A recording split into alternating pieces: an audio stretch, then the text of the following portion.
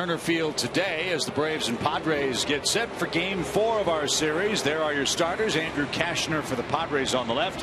Julio Teheran of the Braves on the right. They're putting the finishing touches on their pregame preparation as a nice afternoon crowd files in to the ballpark. We're going to be delayed by about an hour by the time we get things started. Heavy rain fell at the ballpark until about 20 minutes ago. Fans have brought their ponchos, but it's going to be steamy today as the Braves wrap up this homestand with our date against the San Diego Padres. Julio Teheran's not quite ready to make his way out of the bullpen, so we're still a few minutes away from our first pitch. We'll step aside with a quick break, come back and tell you who the principals are in game 4 right after this.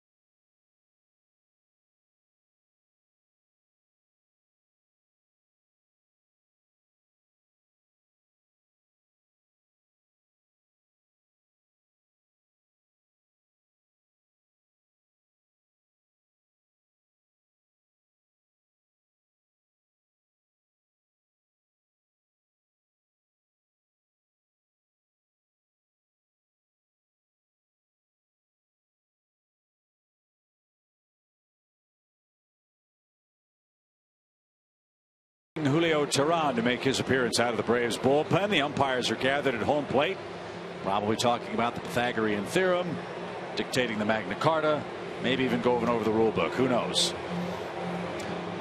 Big day for the Braves. They start play just 2 games off the pace in the National League Eastern Division and a game under 500. And as we talked about a few moments ago, we have a lot of games coming up with the Mets, the team directly in front of Atlanta in the East. And just play good baseball. Just keep doing what you're doing. The Braves have climbed within 2 games of first place and are playing solid baseball and can go on the road and do even more damage, as you pointed out, the next 3 days against the Mets. But first things first, win this series today.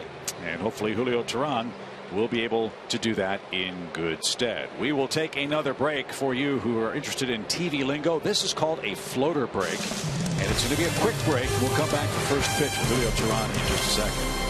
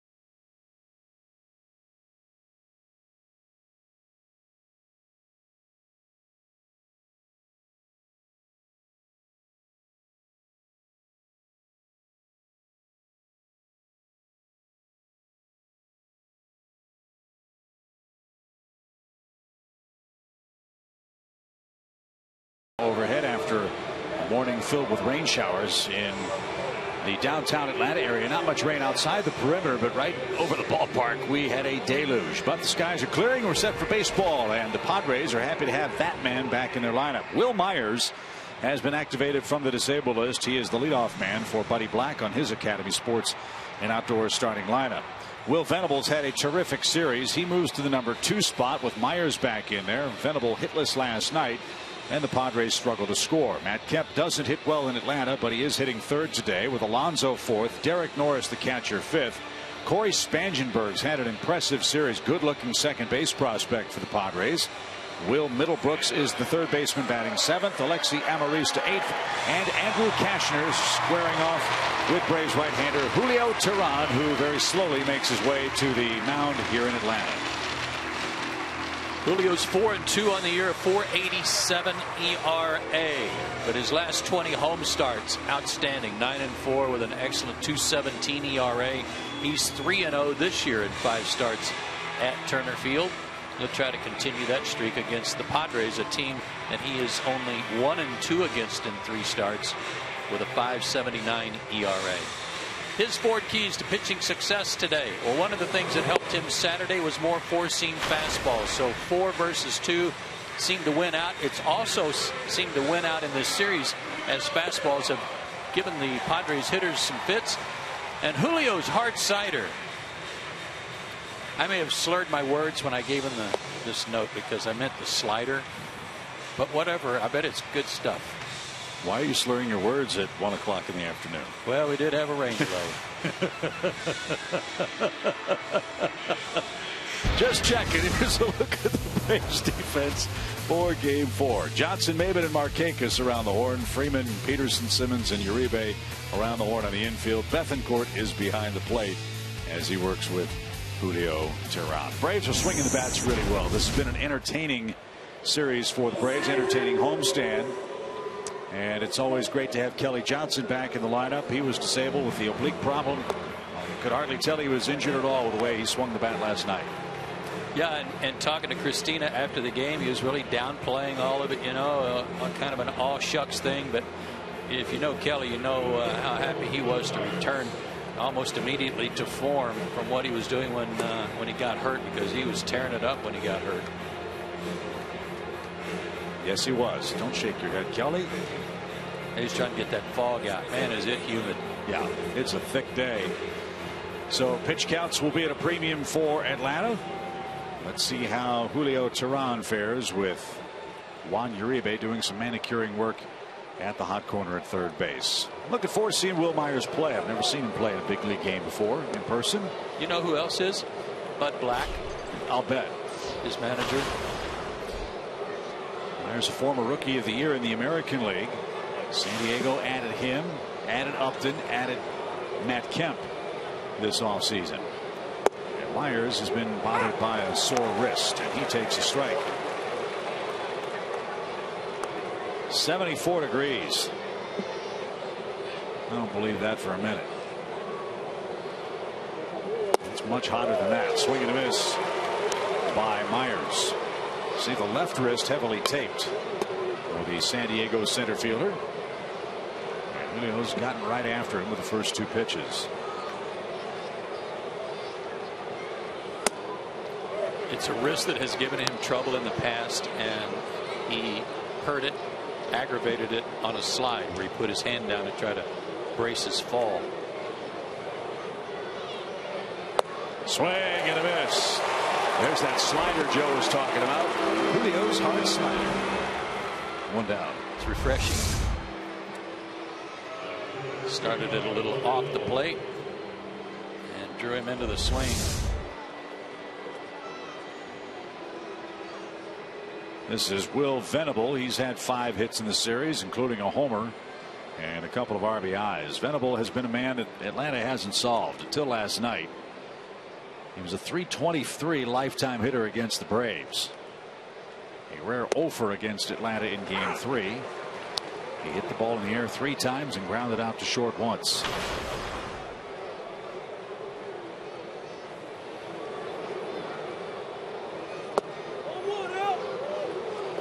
That's outside. Jordan Baker is our home plate umpire. What a coincidence. Laser Baker's our stat man today. There you go. Ground ball to second should be easy, and it is. Dave Baker, the tallest stat man in Major League Baseball. Jordan Baker, the tallest umpire at 6'7" in Major League Baseball. And they both like to cook. That's another oddity when you look at the bios. Both are excellent quiche makers, it appears. Really? Didn't realize that. Here's Kemp.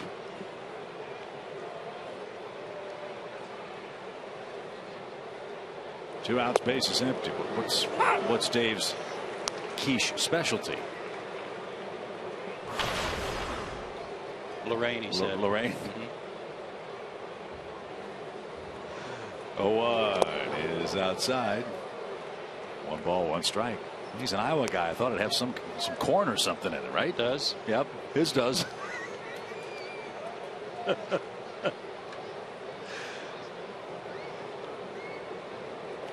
1 ball, 1 strike.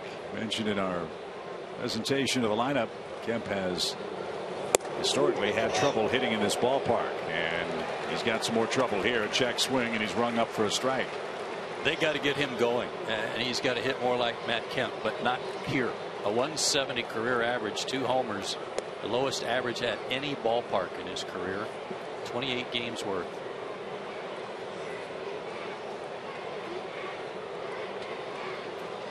One ball and 2 strikes. And up and in. Kemp got hit, and he tomahawks the bat toward the on-deck circle. Justin Upton got hit last night. Kemp got hit today. And Bethancourt and Baker escort him down the first base line. And now Kemp's talking to Teran, who didn't like the fact that he threw the bat away. And now the benches are going to empty, and Justin Upton's going to get in the middle of this. And Jordan Baker just tossed Kemp to the ground. Sure did. There was some ill will already in this series from a slide from Andrelton Simmons. Now, I think Jordan Baker's got Kemp, and that was accidental. The umpire, I think, just got his feet tied up with Matt, and he's got control of him. Some of the Padres who were in the clubhouse still eating are just now coming out. Kemp's at first base, but there was, I'm not sure what Julio was trying to do. My guess is he got mad that Kemp threw the bat. Well, I mean, if he was coming over, he just slipped as he was trying to get around the umpire. But I don't know. That's kind of what instigated it more than anything else. Matt was on his way to first base. If Julio took exception to him throwing the bat,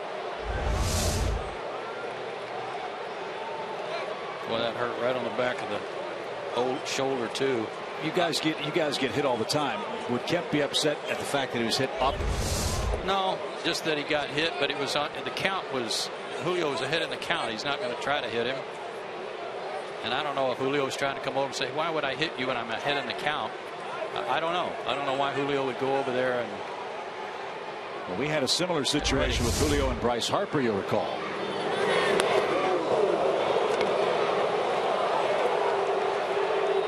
Bethancourt was doing the escorting, so that's all that needed to be done. But whatever Julio said right there caused Kemp to stop.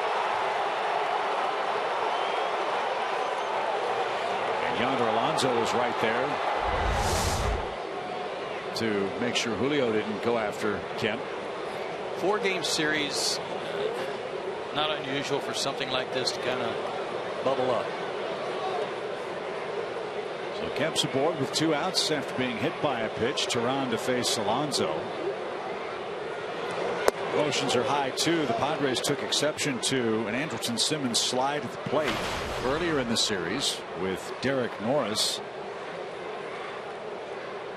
and they threw behind Andrelton Simmons in the game last night. And Justin Upton in the game last night took exception to being hit. Now Kemp On a 2-strike count, gets hit with 2 outs here. Yeah, and kudos to the umpires. Cooler heads prevailed. No warnings. Just move on. Oh, Kemp got a running start, and Bethancourt had no chance.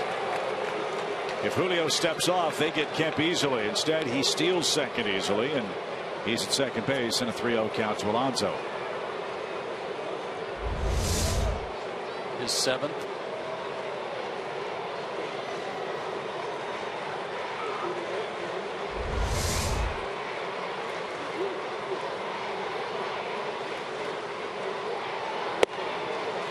And 4 straight puts Alonso at first base, and Julio takes aim at Derek Norris, who is at the center of the Andrelton Simmons slide at home plate. The Padres were not happy with how Simmons came down the line here. Yeah, Norris could barely walk.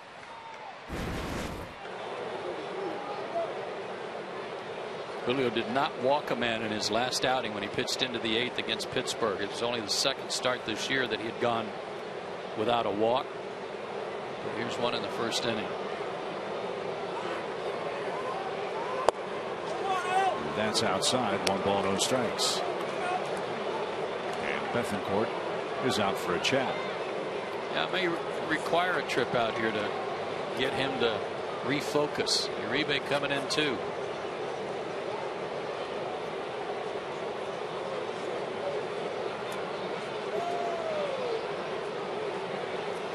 Simmons, Kemp, and Peterson talking over the sequence at second base.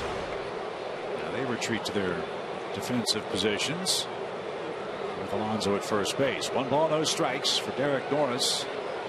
He's knocked in 36 men. And that's called a strike.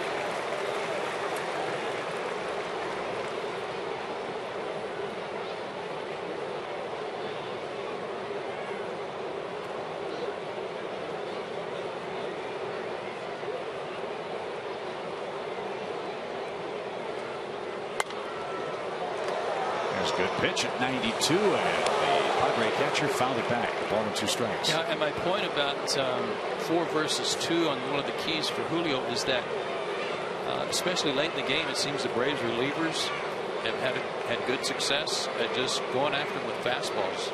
Brandon Kenneth especially has been impressive that way. Johnson last night had success with it too.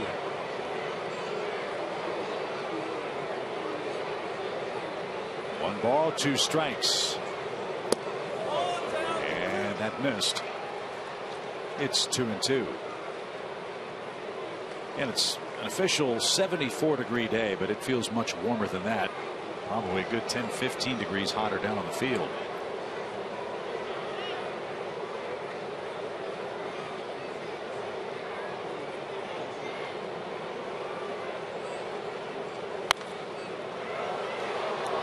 Best fastball of the day so far, and Norris fouled it back. Julio can get to 94. He just doesn't go and stay there. But it's nice to be able to call on it once in a while if you're trying to get a put-away pitch through there.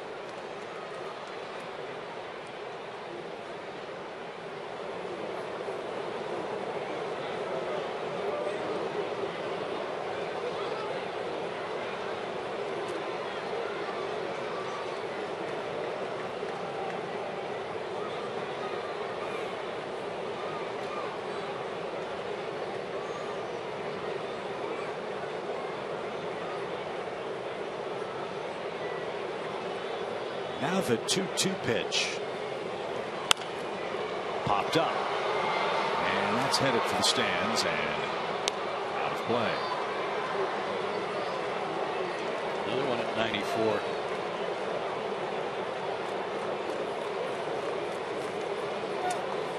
But 21 pitches for Tehran. Double digits after the Kemp hit batsman.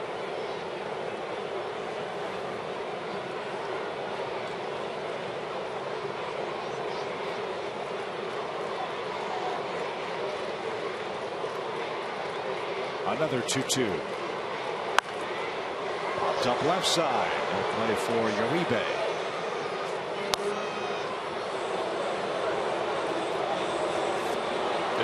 there by Norris. He's fouled off 94 fastballs. He's fouled off slider away, slider in.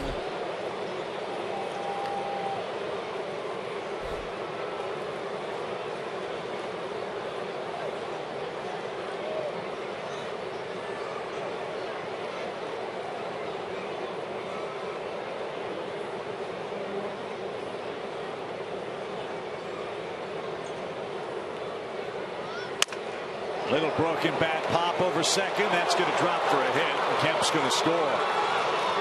Alonso heads for third, and Norris wins the battle with a bloop hit. And San Diego gets new life after the hit batsman, and they score the game's first run.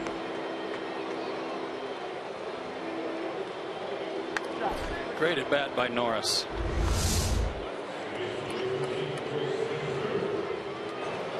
Like maybe a two-seamer down low.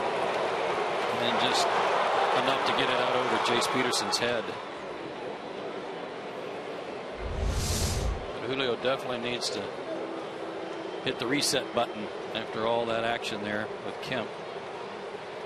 Yeah, he got the first two guys easily. Hit a batter, walked a batter, and gave up a bloop. And a run as well. Here's Corey Spangenberg. And he lays down a bunt foul. No balls and a strike. That's a young player mistake there. Bad idea. If you're going to do it, drag bunt it. Keep everybody away from the guy that's trying to score. If you drop a bunt down the third baseline, they may be able to pick the ball up and throw him out at home plate if it's not a good bunt.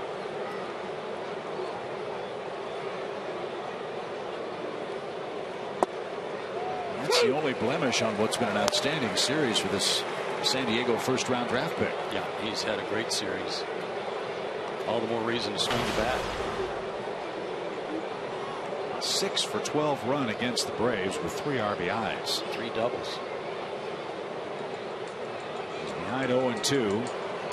And that one off Julio's foot. It deflects right to Freddie Freeman. And that will retire the side. Let's check on Julio Teheran as he makes his way to the Atlanta dugout. San Diego rallies after Kemp got hit by a pitch. Norris with an RBI hit puts him in front at the top of the first. A ricochet sends Atlanta to the plate against Andrew Cashner.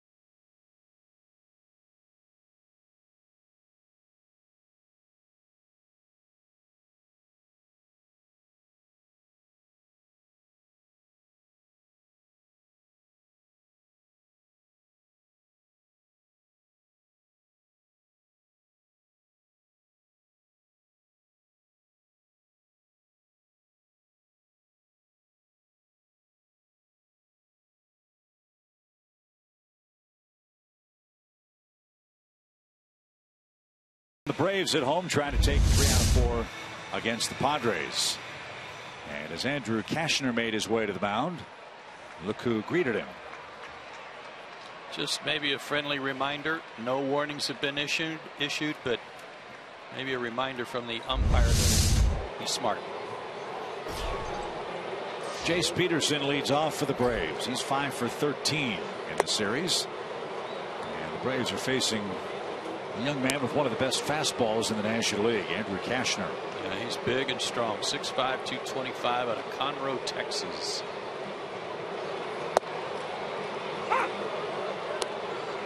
He's 2-8 on the year. Now, either his splits, first 7, last 5, those are ugly. High ERA over his last 5, but an excellent ERA over his first 7. This guy's given up more unearned runs, 13 of them, than any other pitcher in Major League Baseball. So when your team doesn't score for you and they don't play defense behind you, it's tough to win. You're 2-8. And Cashner falls behind the Braves leadoff man, Jace Peterson. 3 balls and a strike.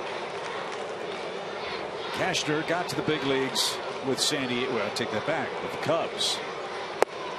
The Cubs traded him to the Padres for Anthony Rizzo. The first major league team that drafted Andrew Cashner was the Atlanta Braves. Took him in the 20th round in 2005. Obviously, he didn't sign.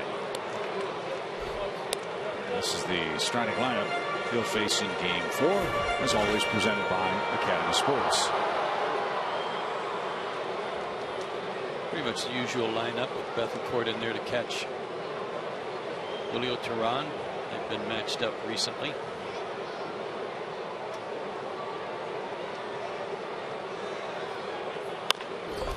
Bounce toward Middlebrooks at third. Long throw, and he got his man. Peterson thought he beat it.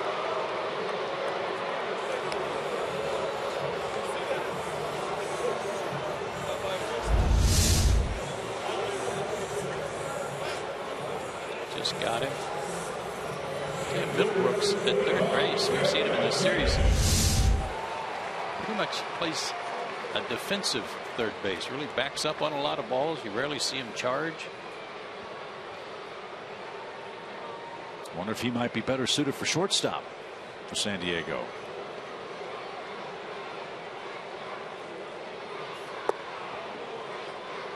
Before this season, he had never played shortstop in the major leagues. Almost all of his action was at third. He's played a couple of games at first, a couple of games at second, I think 5 games this year at shortstop.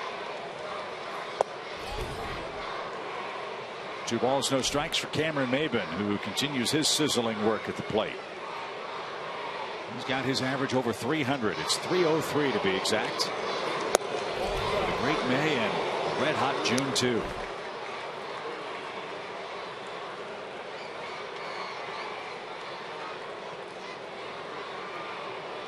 Maybin's hit safely in 10 of his last 12 games. And draws a 4-pitch walk. So a key to follow today is the Padres defense. As Joe said, 13 unearned runs allowed by Cashner. And the defense has Venable, Myers, and Kemp left to right in the outfield. Middlebrooks, Amarista, Spangenberg, and Alonso from third to first. And Norris is behind the plate. His last 2 starts for Cashner, you can't blame it on unearned runs. He only has given up 1 in those 2 starts, but 10 1/3 innings he struck out 14 batters. That sounds pretty good, doesn't it? Right. In between there, 19 hits, 12 earned runs, and 5 walks.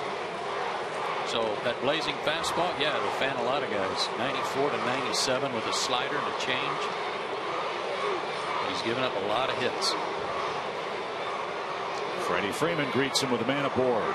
Maybin has a good lead and is chased back. I think that's going to be something fascinating to watch in Major League Baseball. We've seen so many guys come up, so many hard throwers pitching in Major League bullpens that don't have command. Will there be a sea change in how pitching's evaluated? Yes, 99 and 100 miles an hour is sexy. It fires up the fans. But if they can't throw it for strikes, what good is it? So teams draft pitchers that are throwing 91, 92 with command over the guy with a big arm and big upside. It took a toll on him last year. He had 2 different stints on the disabled list. One for elbow, one for shoulder. Finished the year 5-7. But a good ERA of 2.5. 97, and Freeman didn't get it. 2 balls and a strike.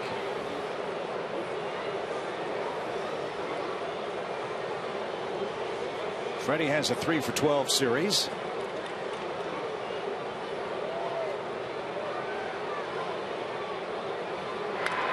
Had a nice run of getting on base of 13 straight games, and last night he was 0 for 4.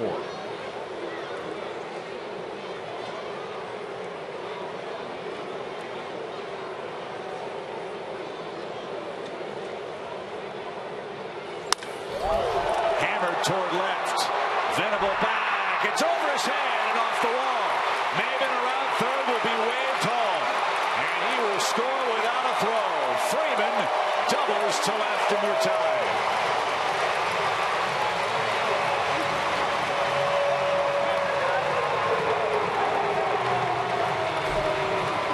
Well, we all love watching Freddie Freeman hit. We especially love to watch him hit the ball the other way with such authority. Fastball down and nailed it over a good outfielder's head, just out of his reach. You got a fast runner at first. Easy trip around the bases for Maven. So that fan is happy. Freeman's 36th RBI brings up Nick Markakis with 1 out.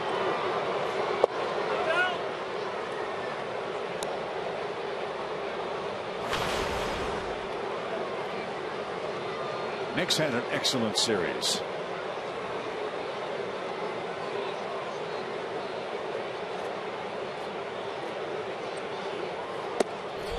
This is an Atlanta offense that, I guess by modern baseball standards, is rather unconventional. There isn't a lot of power 1 through 8 in this lineup. And here we are in the middle days of June, and the Braves' primary cleanup hitter does not yet have a home run. But Markakis has driven in his share of runs, but he's been on base and scored a ton of runs because he's walking a lot and he's getting his share of hits. Won last night with 14 singles. With him batting cleanup and as many opportunities as he's getting to drive in runs or hit with people on base, those singles and doubles have been very valuable too.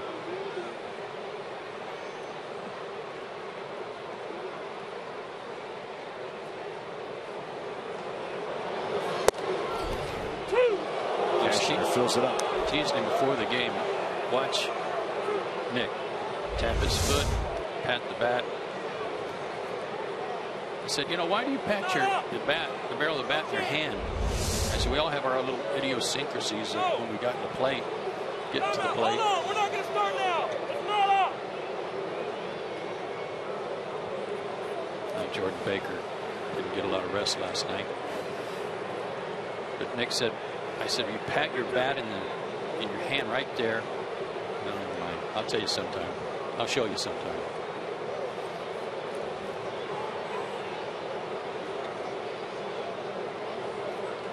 Full count pitch.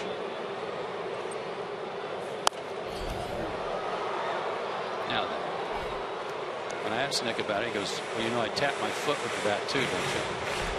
Right there. And then he slaps the bat with the right hand. He said, "Sometimes I'll forget, and I got to step out and do it. Make sure I do it." Really?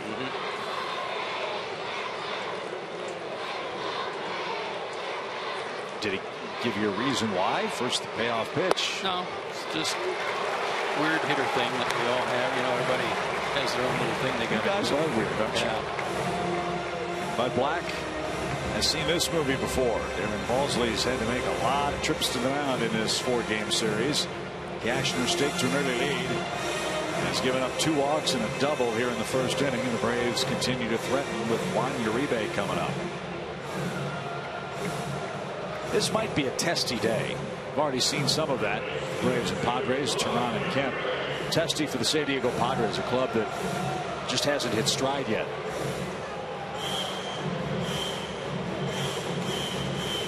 Padres are a game under 500 out west, and 5.5 games behind the Los Angeles Dodgers. Western Division play. And that's who they face next. They go back west to face Kershaw, Greinke, and Bolsinger in a 3-game series.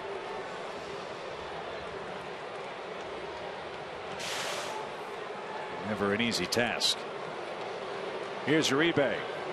Juan's done an excellent job for the Braves since coming over from Los Angeles. And it's in for a strike. Juan hitting .279, a couple of homers, 7 RBIs, and a .380 on base since coming to Atlanta.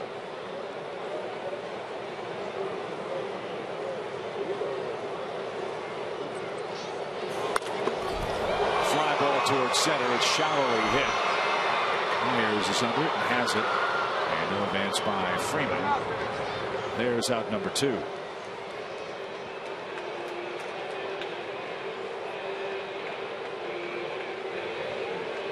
Cashner will try to subdue Kelly Johnson, who came back last night with a 3-hit game.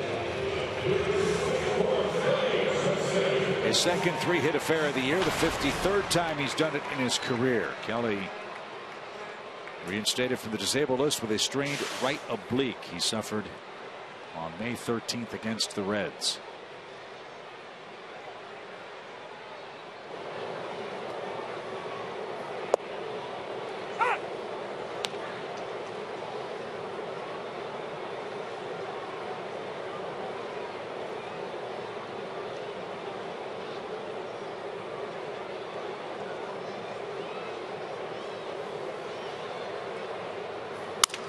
Broken bat, back to the mound, and Cashner is out of trouble. The Braves get a run on 2 walks and a Freeman double to left after one crazy first inning. We're tied 1 apiece.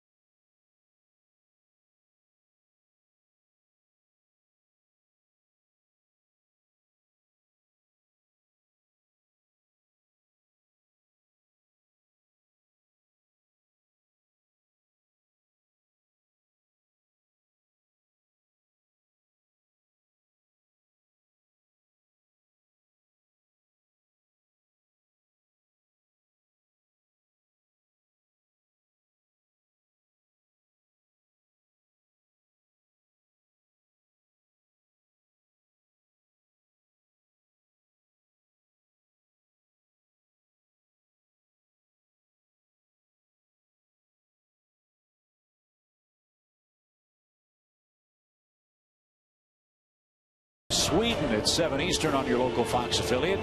You can catch the entire Women's World Cup tournament streaming live on Fox Sports Go. That should be a pretty heated battle because I think the former U.S. women's coach is now the coach of Sweden.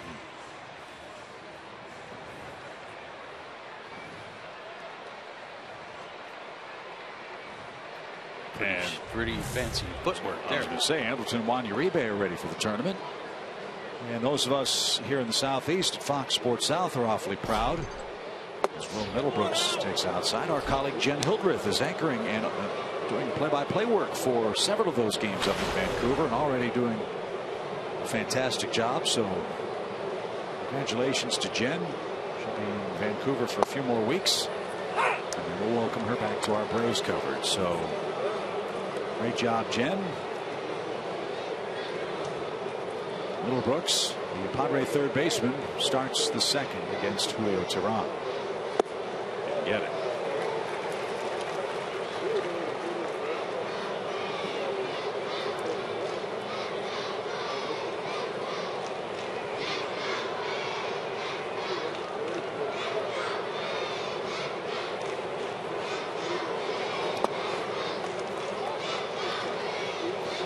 Nice shift and nice stop by Bethencourt there. 2 strikes on the hitter. It may not seem like a big deal, except when there's 2 strikes, if that ball gets by him, and if somehow the guy had a check swing and the umpire rings him up, he could advance if the ball gets by him.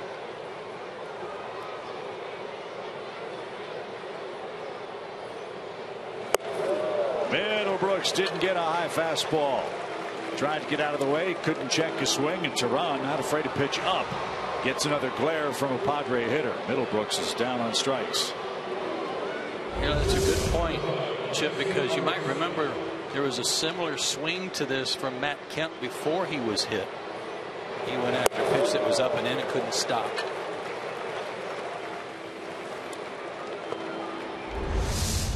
Middlebrooks didn't like that location. Zamarista takes the ball. 1 ball, no strikes.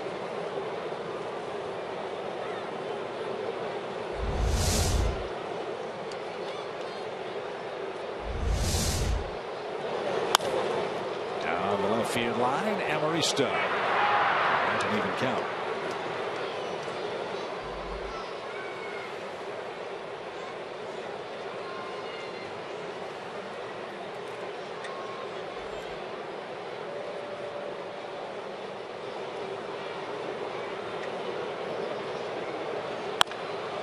That's foul past first.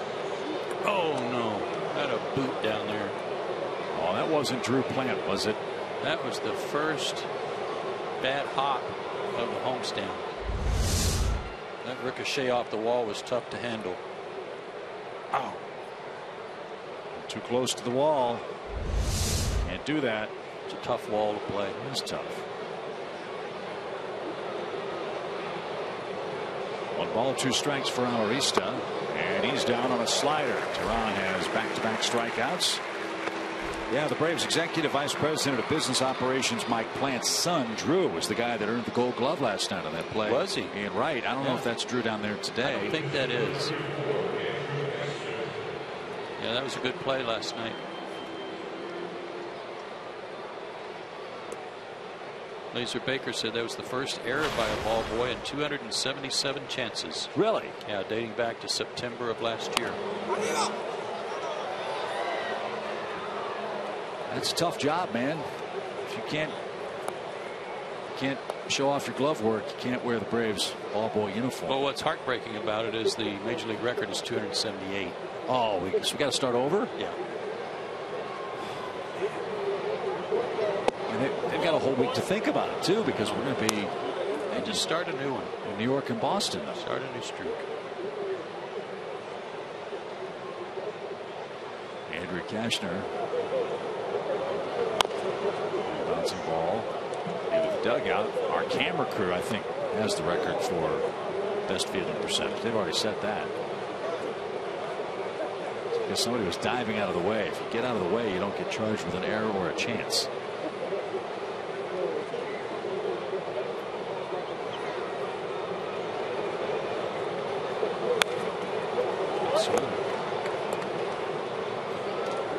He's 3 for 22.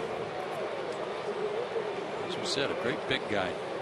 He went from being a 20 to 29, 28 round pick 3 times, didn't sign, and then the Cubs took him in the first round. So he improved his lot by going to college, went to TCU. And he'll go back to the dugout briefly as Teheran just struck out the side in the second. Braves pitcher Julio Teheran is up 3rd in the second next.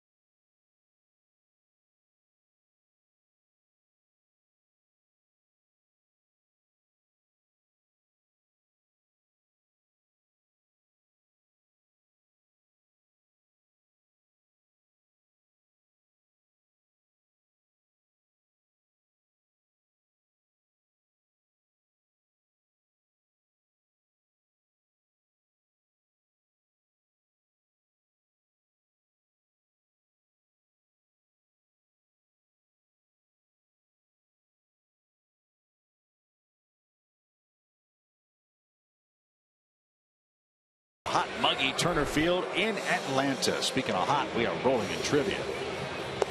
We got a couple of answers right, which for us is a great streak. Our AT&T UVerse trivia question today: over the last 7 years, Kemp and Upton, Justin Upton that is, are two of the only three players in baseball with 500 runs, 500 RBIs, and 100 steals. Who's the other player? Wow, that's an exclusive fraternity, huh? Sure is. 500 runs, ribbies, and steals. Brian Braun. How many steals? 100 steals.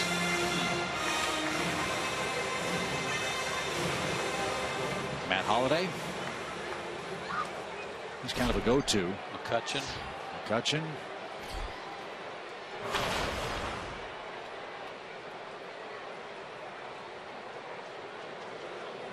I wonder if it would be Ichiro. As Anderson Simmons takes ball one outside. That's a good call too. You could say Albert Pujols, but the stolen bases thing is what concerns you with Albert. All those leg problems he's had the last couple of years. Myers at center has that one measured up. Simmons is out number one.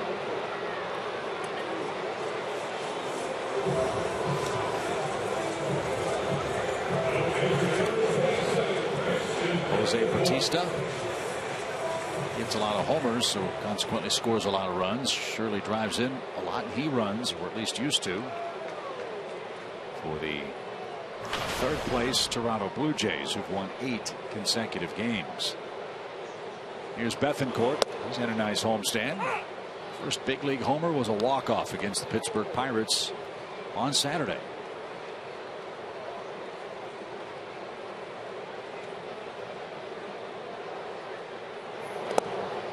Short hopped. 1 ball, 1 strike.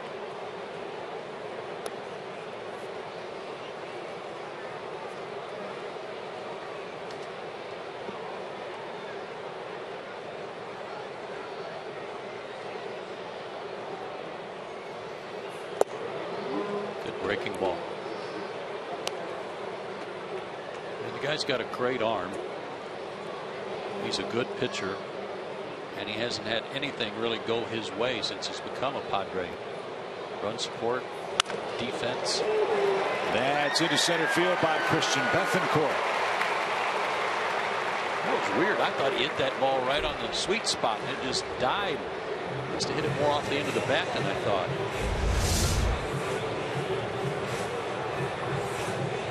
Another slider that just able to barely into reach.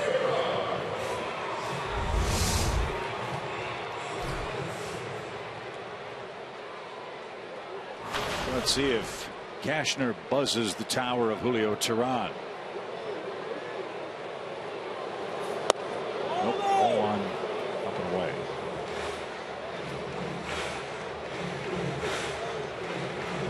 Julio's done a nice job at the plate this year. He's 2 for 20, but he's only struck out twice, and he's laid down 5 sacrifice bunts. Vast improvement at the plate for Julio. Back away from that one, not before fouling it off.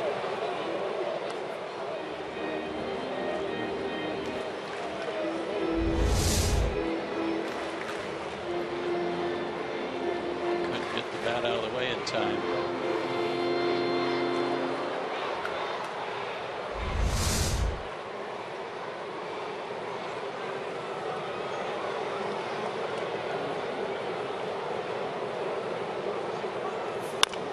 No bunt this time, and a bouncing ball to second. They'll flip to second for 1, and Teheran legs it out at first.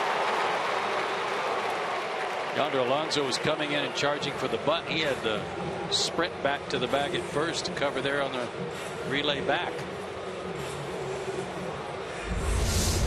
So the bunt was off. He showed it and slugged it to second. And you're right, Joe.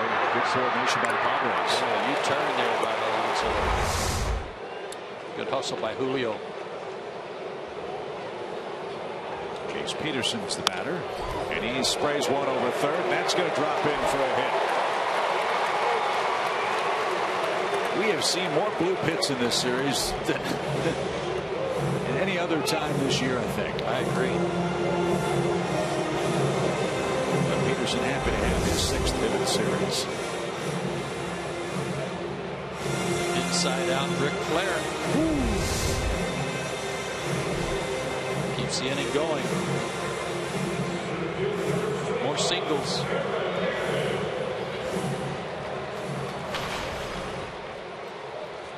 Three hits for Atlanta, 1 double. That was Freeman's RBI shot off the fence in left. That'll bring up Cameron Maybin, who scored ahead of that 2-base hit.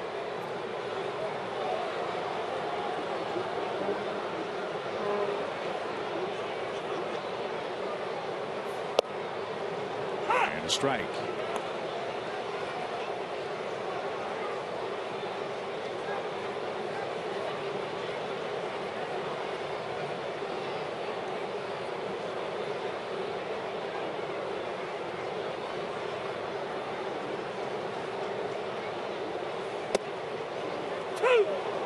Didn't think much of that call. It's kind of a hanging slider that stayed in the zone. He backed up a little bit.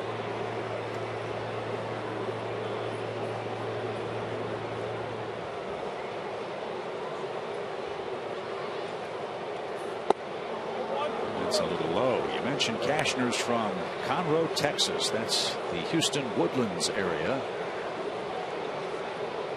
Jeremy Burnitz, Kevin Slowey, and Brandon Allen, all major league players who've come from Conroe, Texas. 1-2 pitch is low and in. 2-2. 98 on that one.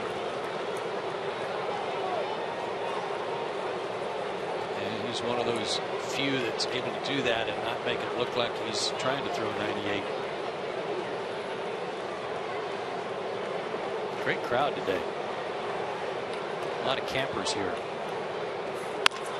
Bouncing ball deep short. Amarista will throw to third for the force play, and that will retire the side. No runs, 2 hits, 2 left. We're through 2. Special guest joins us in Atlanta. A tie game after this.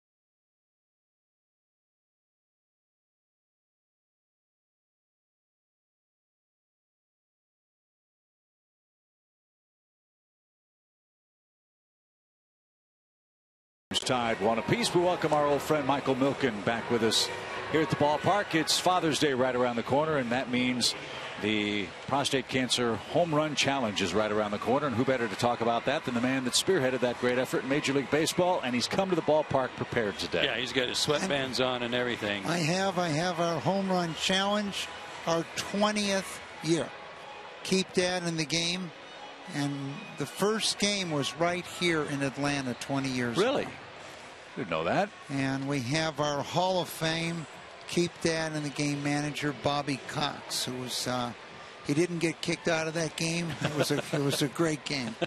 Now, obviously, you must be a big fan of Dusty Baker to be breaking out the sweatbands. I know Dusty Baker has this charitable effort very much in his mind. That is correct. You know, as a third generation who watched the broadcast of the Cubs, Yes, Dusty. The most famous game we ever had in the Home Run Challenge up till today was actually in Chicago when the Yankees came to play the Cubs for the first time since Babe Ruth had pointed out to the outfield. And Clemens was going for his 300th. Seats were going for $1,500 a seat in Wrigley Field. And it was quite a game that day. And the greatest hitter in the history of this home run challenge is Alex Karras, who hit a home run in 1 out of every 2 games he played in the home run challenge. How about that? And of course, all the charitable work you're doing is for prostate cancer research. Right. Every man in America, if you look at him, 1 in 2 will get some form of cancer. Most diagnosed cancer is prostate cancer, 1 in 7. Bouncer up the middle. Jace Peterson has a shot. Throw to first and a scoop. Great play by Jace Peterson and Freddie Freeman to take care of Myers. 1 out. Outstanding play here, Mike. Great range by a former Padre against his old club. And a good throw from Jace. A little help from Freddie Freeman. So you've seen a lot of great plays, and one of the great plays we've seen is the awareness that's occurred since we started this program. The month that most men get checked for prostate cancer is the 30 days after this program with Major League Baseball, reminding them to get that simple blood test. Today we know so much more than we did 22 years ago when I was diagnosed. We now know there's 28 types of prostate cancer. And so we can sequence your blood and find out, do you have an aggressive one? Do you have a passive one? Do you need to do something? And now the survival rate for prostate cancer in men is up to 99% for 5 years and almost 80% for a person's life. That's great. Bouncer to first. Freeman's got that. Venables retired for the 2nd out. So you can learn all about this by going to pcf.org. And people can pledge by going to the Home Run Challenge. We've raised $45 million from home runs that have been hit over the years. And probably the best results we have is there's been a decrease in the death rate by more than 50%. Awesome. From this activity. So today's game counts, but every game in baseball between June 15th and June 21st. And as you know, from broadcasting both of you a long time, they're actually hitting less home runs today than they used to. And maybe we can change it to the strikeout challenge, because that's an epidemic in baseball. You'd raise a lot more money, right? Well, we probably could, but you know, back in 2000, they hit 2.5 home runs per game. Right now, we're probably 1.5 on average a game. Fly ball to left, and that's going to drop in for Kemp. So I think one of the messages you want to give is what has changed since we started. First, the probability of living a normal life has increased dramatically. The promises of new therapies, immunology for one, and you have a great research university right here with the Cancer Institute at Emory University. And the head today of the Prostate Cancer Foundation was the first president of that cancer center, came down here, Jonathan Simons, and a great lover of baseball. And so when you think about different forms of therapy, the idea of just energizing your own immune system to deal with it, as it deals with most diseases, not having chemotherapy or not having radiation or surgery, you know, affords a whole different option for men and women today for different cancers. I like the idea that you mentioned a moment ago, that it's a blood test. This is the stigma of having a prostate exam for men for so many years. Quite obviously was a daunting prospect. Now it's as simple as what you said. Go to your doctor, draw blood, and find out the result. And there's many other even more accurate tests, these DNA tests coming down the road. And so when you think about it, in the case of prostate cancer, one of the reasons we started this with Major League Baseball is there was a test for early detection. Unfortunately, for many other life-threatening diseases, there is no early warning system. And so that was the idea. Come out to the ball game and enjoy a wonderful game here in Atlanta. And remind your father your brother, your coworker, to go get a simple blood test. And the promise today that's so different from 20 years ago is that if your cancer is very advanced, there's 6 new therapies, some of which have little to no side effects that could put your prostate cancer into remission. 1-2 pitch. Teheran thought he had him struck out. 2 steps toward the dugout. Jordan Baker's not going to like that. Let's take a look at this close call. Take a look at our PNC Bank Fox tracks, and we had reason to be headed out.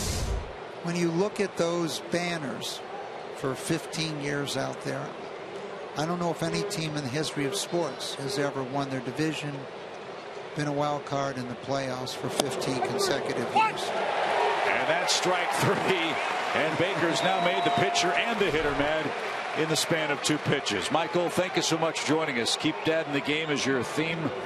Prostate cancer research. We'll wear those. PCF.org.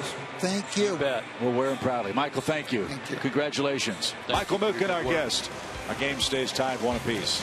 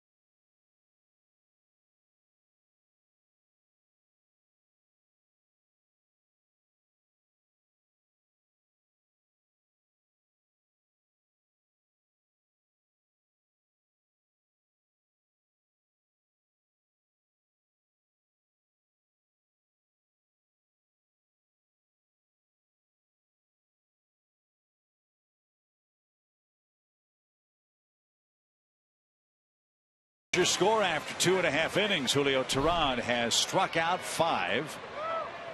A Freddie Freeman double has brought home the lone Braves run, and he's the man leading off inning number 3. The Padres shift, and he cracks one into the stands foul. Out of play to the right.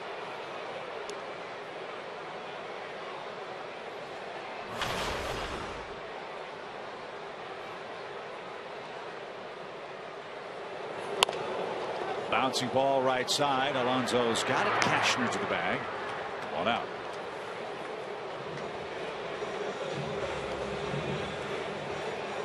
Nick Markakis is the Braves hitter. Great work by the people who raise money for that foundation, for the PCF.org, and for the home run challenge. Those numbers are really impressive about the remission numbers through 5 years, 99%. Pretty cool. Major League Baseball does a great job of promoting worthy causes like this. Obviously, Michael Milken with the blue wristbands. You see the players wear the blue shoes, the batting gloves, and the like. Similar actions take place on Mother's Day for breast cancer awareness. The pink shoes, the pink bats, pink batting gloves.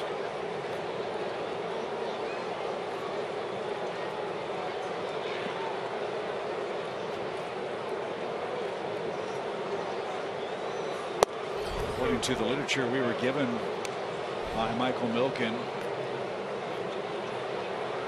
PCF has raised over $600 million directly and guided another $10 billion in research investment from others. industry, government, and philanthropists like those of you who care to donate. That's remarkable too. Markakis pops out. Cashner lost in the sun. Alonso made the play.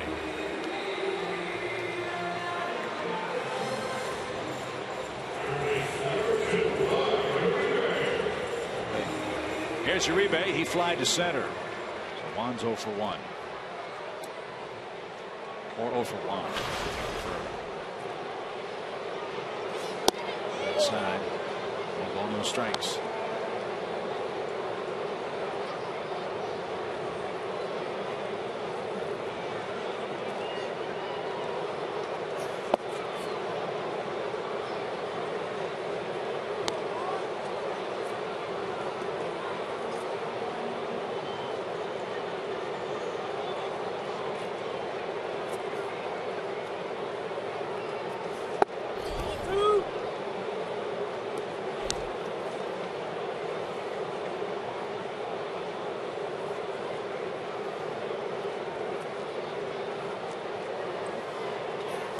Swing and a fly ball down the left field line. And in the corner, sliding try by Venable. Did he come up with it? Yeah, he did. Lost sight of Will in the corner as he slid into the wall to make a great catch and foul ground. And that retires the Braves in the third inning. Will Venable doing it all against the Braves in this series. A marvelous catch sends us to the fourth tie.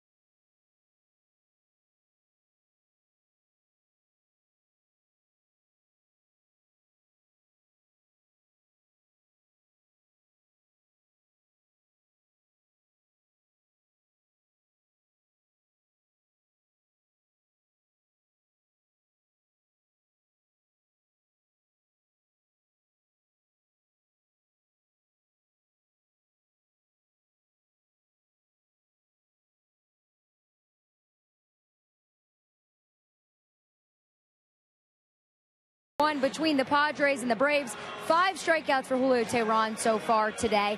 And with every outing, Julio has talked about making strides towards becoming that guy he was last season. While last outing, it was a step in the right direction. He said he was able to go out there, be more aggressive, attack the zone. It said it gave him some success. He hasn't really been doing a lot of that this season so far, and it's something that helped him last year. So Julio trying to be more aggressive as he goes on this year. And obviously he has Christian Bethancourt in his ear the entire game, encouraging him as much as he can, guys. And that's what everybody's been trying and hoping to see, Christina, since day one of the season. He won his first 2 starts, and I think somehow, some way, the way he won those first 2 games made him think that he could win that way and not have to be quite as aggressive and use his fastball as much. And he got away from what are his best pitches. Hopefully he's getting back to it.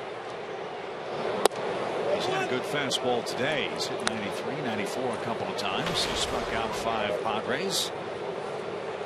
And he's got Norris, Spangenberg, and Middlebrooks coming up. Game 1 apiece. In the air to center. And that's playable for Maven. Something off speed. Norris provided the power and hit it to the edge of the warning track. 1 out.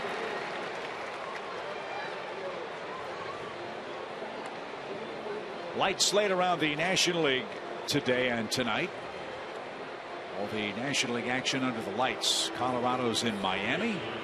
Giants play the Mets, we might be able to catch a couple of innings tonight when we get to New York.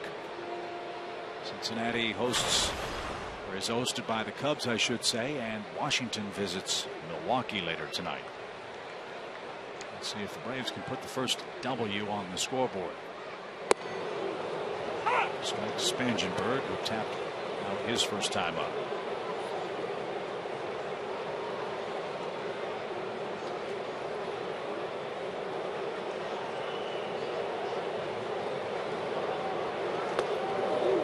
Back-to-back off-speed pitches. That one at 71 miles an hour.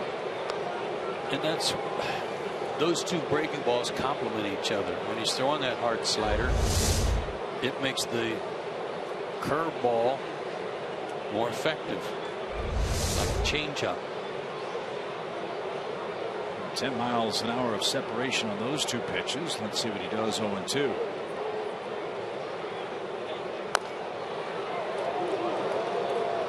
That's bounced foul again. And Spangenberg stays alive.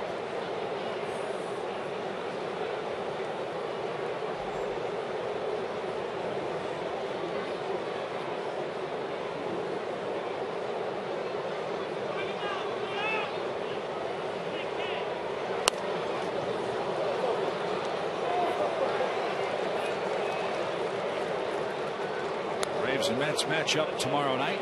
Alex Wood and Bartolo Colon will square off again. Braves have seen Colon twice already this year. I think Alex saw him in both of those starts. 2 pitch. He is lined to second, and Peterson got there to take away a hit from Spangenberg, who, as Joe said, and aptly so, is barreling everything up in this series. Yeah, and he's so pesky. He struck out a couple of times in the series, but everything else seems to be squared up.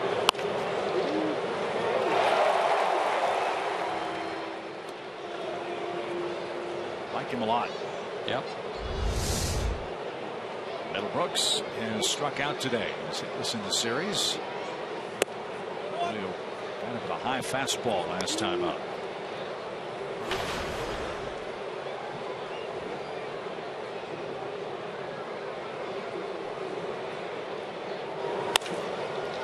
Fly ball center. And Maben is there, and Julio has a very easy top of the 4th inning.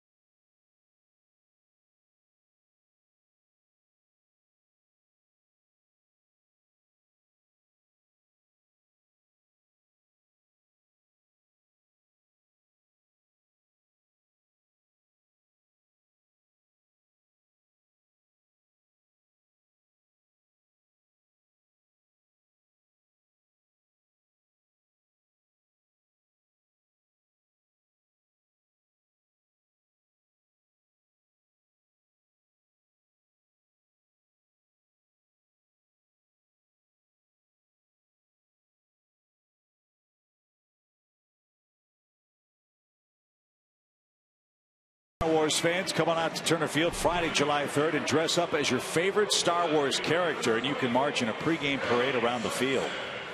The ticket package includes a limited edition Jason Grilly Rebel bobblehead, a ticket to the game, and it gets you onto the field for the pregame parade. Go to Braves.com/Star Wars. And Joe, they tell me to say, may the force be with you. If that's on that card, that's the only way I'm going to let you off the hook on that. Okay, you're off the hook.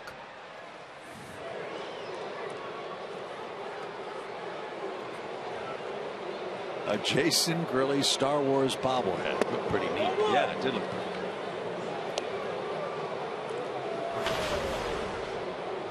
Kelly Johnson leads things off. Anderson Simmons, Christian Bethancourt to follow. Both pitchers a little out of sorts in the first inning. Maybe the delay got to him just a bit. Started about an hour late because of a rain shower today. But bright sunshine overhead now. Ground ball first. Alonso vacuums that up and wins the race to the bag for the first out.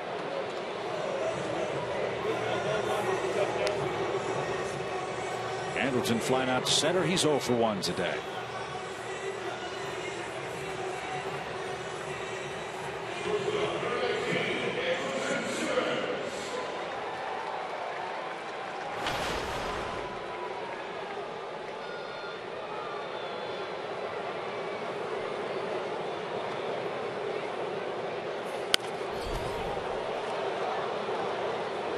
That's into the upper deck foul. Steve, right one for Simmons.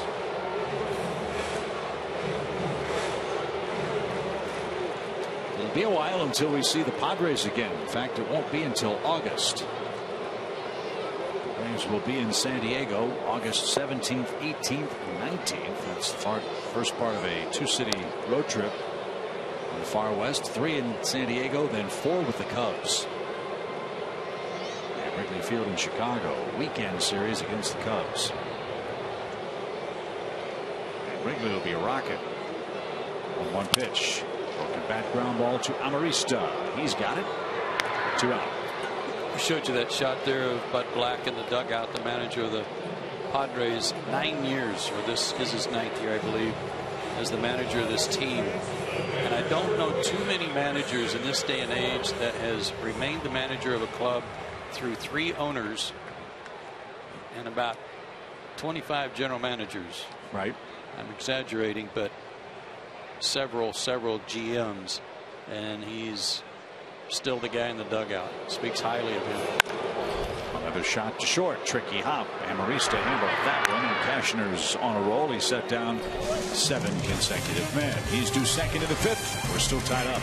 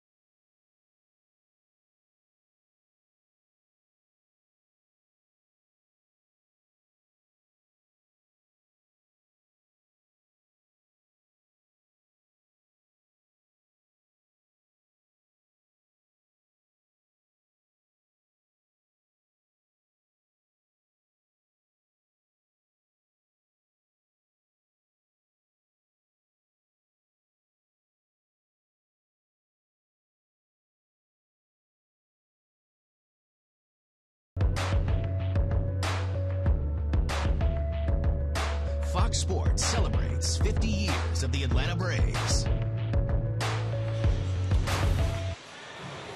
50 years of Braves baseball in Atlanta. And that umbrella has seen multiple uses today. Absolutely it has.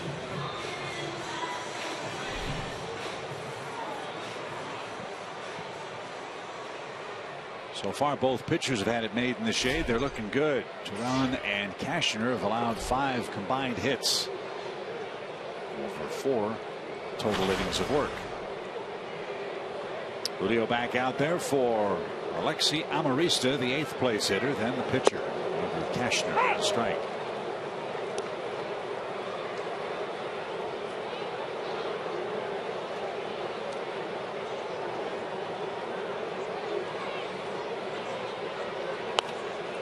Just handed some sad news. Passing of one of the great Braves fans ever. And what an awesome Hall of Fame professional wrestler. Dusty Rhodes passed away today. That's just awful news. The American dream. Dusty Rhodes, 69 years young. He was he was a participant here at Turner Field. Not only did he do an open with your dad and I one day up here in this booth, he and Mike Bell used to host a pregame talk show and discuss Braves baseball out in the Chop House for a season, part of a season. Loved baseball. Boy, could he tell some stories. Dusty Rhodes will be missed. By me personally and fans everywhere. In the air towards center. Maben will get there after a tumble, and Amarista is retired for out number 1. I never met Dusty Rhodes. Like everybody else, watched him from time to time on the old Turner wrestling shows. Sure. Back in those days, sports was so very different. You can say sport, entertainment, whatever it is, but that's what I thought made Dusty so much fun. It was entertainment. He was an entertaining guy. He was an athletic person who had this outsized personality that people seemed to gravitate to. I was no wrestling fan by any stretch of the imagination, but loved watching him because he was so flamboyant, so working class, and so humble, yet so real. But he knew how to present it on TV, and I think so many guys in today's game, wrestling game, owe Dusty and of course Ric Flair a great deal of gratitude for the way they were able to sell their sport on television and present it. Dusty was in the WWE Hall of Fame and 3-time NWA champion. 1 ball, 1 strike for Andrew Cashner.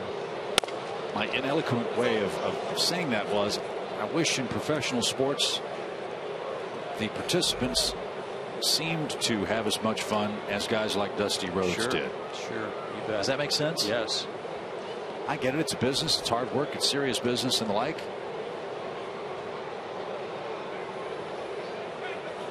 Boy, those guys, they pay a price physically. I mean, the older they get, and the pain and misery inflicted on those guys in the ring as young men, they pay for it later. 1 ball, 2 strikes for Andrew Cashner.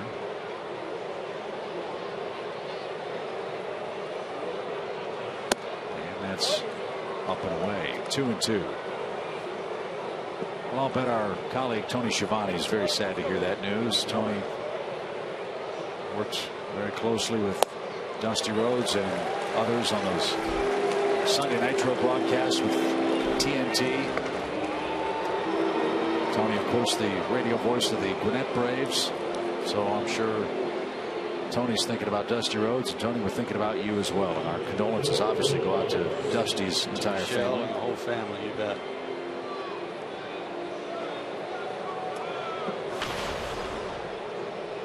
Julio Teheran just struck out Andrew Cashner, and he faces Will Myers. Again, Myers back from wrist problems. That's got to be a concern for the Padres. This young man's already had his wrist fractured once. That happened last season, and the wrist problems flared up for them this year. And he drove that ball hard toward right, but Markakis will give ground. Teheran getting a lot of mileage on a humid day with fly balls to his very athletic outfield. 3 up, 3 down. Home fifth coming up.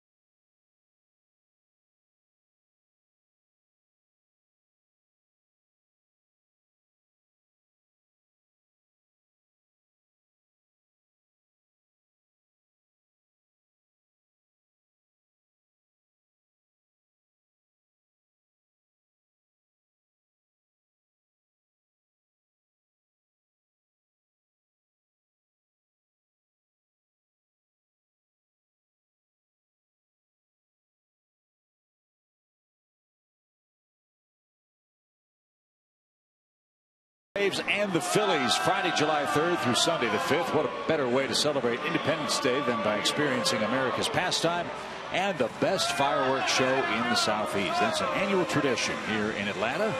Go to Braves.com/tickets and plan your 4th of July trip to the ballpark now. In a few hours, we'll be joining Matt Coney and our friends at Delta Airlines. They'll be taking us to LaGuardia as we begin a series with the Mets in New York tomorrow night. Mac also a good chef in his own right. Really? Yeah, we were talking about the home plate umpire and Laserbaker being outstanding cooks. And you know, all those burgers he's flipped over the years. Dad used to always say on the getaway afternoon games that Mac has the charcoal grill out underneath the nose of the plane out at Hartsfield. That ball's beaten towards short. Amarista, nice play. Got his man for the first out. That's the only play he had, was to try and get it on that in-between hop on the backhand. We've seen Andrelton do this. Now Amarista. Terrific play to rob a hit from Julio. This was headed for left field. Nice effort. One out. Jace Peterson bats. He's 1 for 2.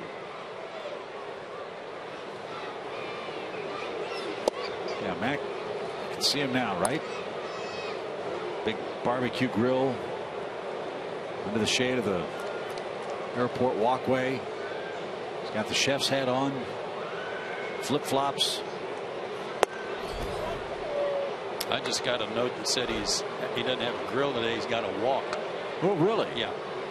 He's doing some spring rolls and Chinese food today. 1-1 pitch downstairs for Jace Peterson. Well, he's been a busy man this week. I've received several text messages from Mac. He's really been working on using the emoticons on his phone. He's kissed the chef apron on.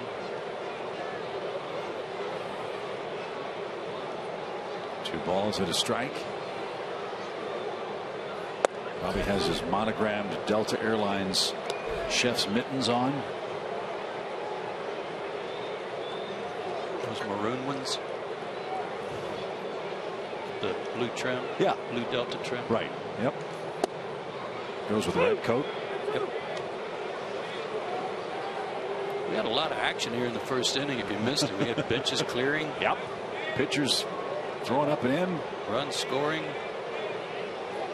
Both pitchers have really settled in. And Peterson takes a walk. That snaps a string of 8 straight retired by Cashner. And Jace Peterson, boys, really improved his plate discipline here over the last 6 weeks. Remember earlier in the year he struck out a lot over the inner half. Looks like he's started to cover that and correct it. That was his 23rd walk. Came in with a .343 on base percentage, and he has a hit today. He's been on base twice.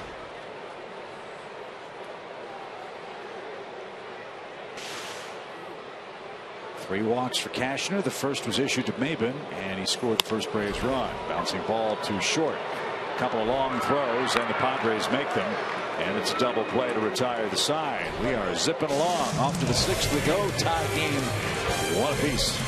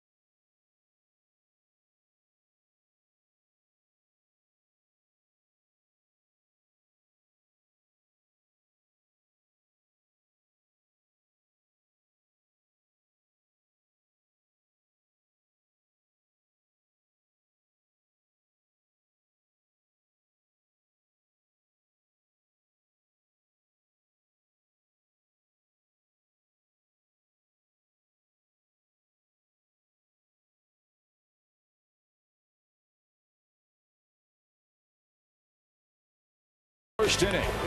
On a 2-strike pitch, Matt Kemp got hit up and in, tomahawked the bat. He and Teheran exchanged words. Bench is empty, no punches were thrown. Then a walk and a bloop hit, and San Diego scored the first run. But Joe, the Braves came back in the first themselves against Andrew Cashner. Yeah, Freddie Freeman cashed in a 1-out walk to Cameron Maben. Maben was at first, and Freddie drilled one to deep left over the head of Venable that played at Maben from first. But the story of this day is Julio Teheran, back-to-back excellent starts. Only given up 2 hits.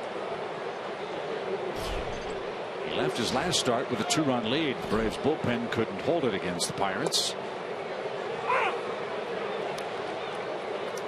And after a 20-plus pitch first inning, he settled in nicely, as Joe said. He's in the 5th with 76. He missed with that one to Venable. 1 ball, 1 strike.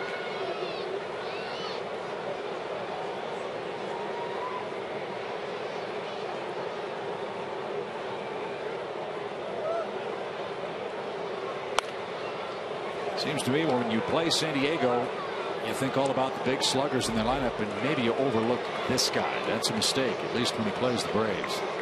You could overlook this guy, and all of a sudden you could overlook Spangenberg.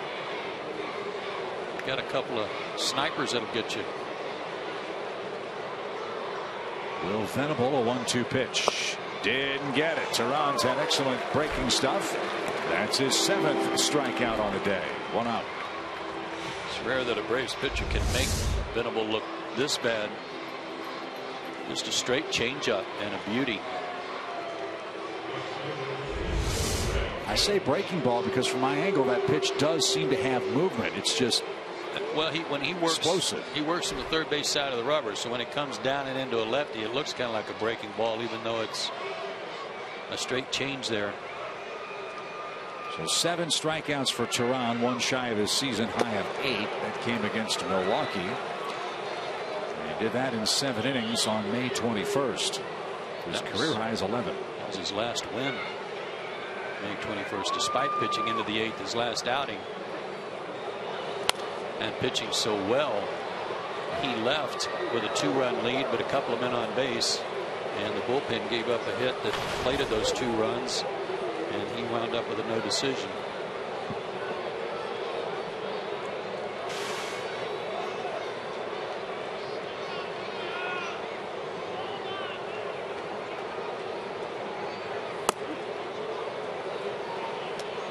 One ball, 2 strikes. When they wanted the game in progress, it's in the American League, and it's Cleveland 6, Seattle nothing. Well, the Mariners cannot score runs. Nelson Cruz is banged up. Robinson Cano's having a very disappointing year for Seattle. They had a stretch, Joe, of 13 straight games where they scored less than 3 runs. Is that right? Well, that might have been one of the reasons they went out to get Mark Trumbo from Arizona right after we left Phoenix. They thought the Mariners were going to win the West. It hasn't happened yet. I had them in the World Series. If they're pitching and those youngsters growing up as they did in the second half last year, it's a reasonable bet. And now the Mariners, well, they're only 6 games out of first place, but 5 under 500, 27 and 32. Out of play foul. Into the club level here at the ballpark. Full count. They have the worst travel in baseball. We've talked about that before, but the Mariners on this trip, they left home, went to Cleveland for this series, and go back to Oakland, I think it is, maybe San Francisco. That's a nice trip, isn't it? Yeah. In the air to right. Markakis retreats. He'll have a lot of room. Kemp hit it a long way, but he's retired, and he's out number 2. Ran right by Julio Teheran. Julio looked right at him. Kemp just kept on charging into the third base dugout. And And here's Alonso. Alonso was called out on strikes in the 3rd inning. Jordan Baker might have evened up on a missed strike 3 call the first time. Ground ball to first. Slowed down by the grass. Easy flip. Easy inning. Home 6th coming up for Atlanta. Freeman, Markakis, and Uribe. Our game still tied 1 apiece.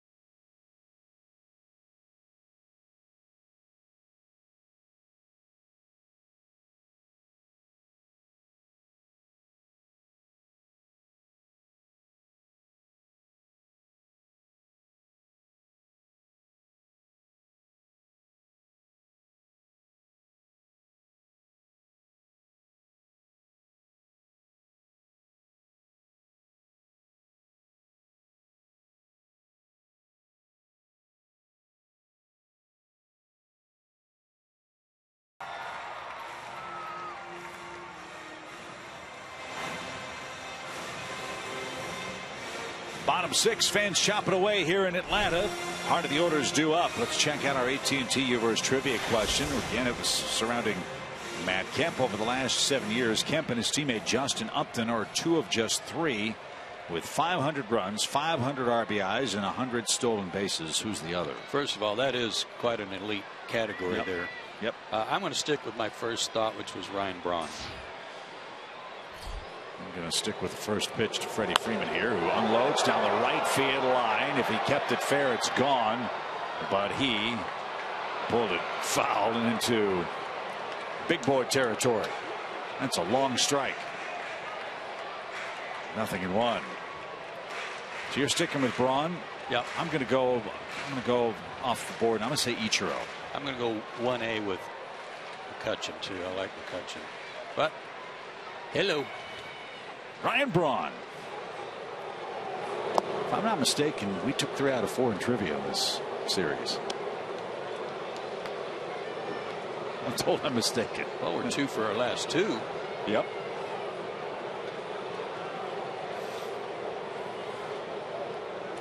Haven't seen the standings recently. Yeah, I wonder why. We're on a hot streak. I think we're about 70%. Going back to the last road trip. But all that will come to a screeching halt tomorrow when we get the most obscure trivia question ever against the Mets. Fly ball. Well hit left. Venable as far as he can go. He'll leap. He won't get it. An opposite field homer.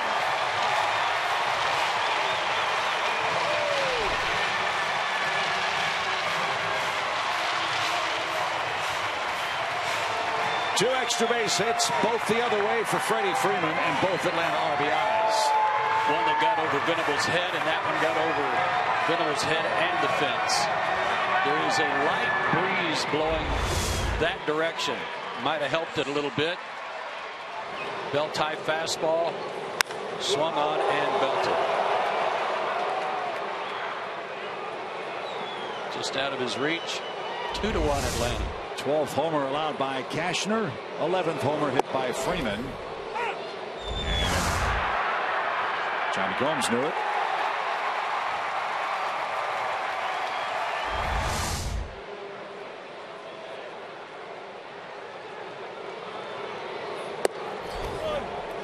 As I've said before, and I'll say again, every team ought to have a Johnny Gomes on their team.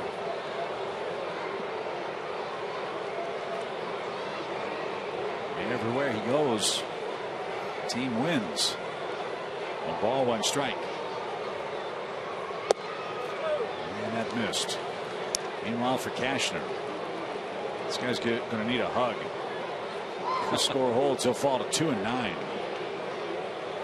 He's pitched a good game today. He's allowed just 4 hits. San Diego just doesn't score for this man.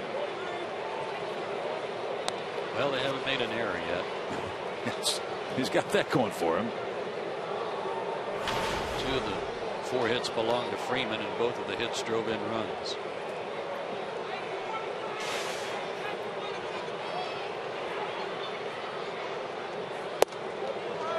Markakis takes a 5-pitch walk. 4 of those for Cashner today. Padres had Joaquin Benoit up and throwing earlier.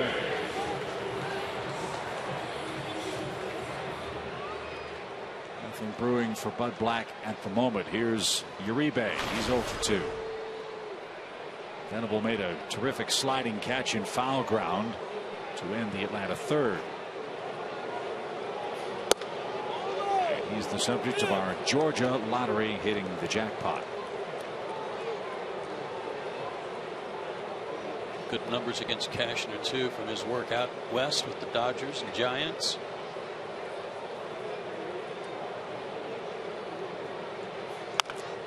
Squibbed off the pitcher's glove.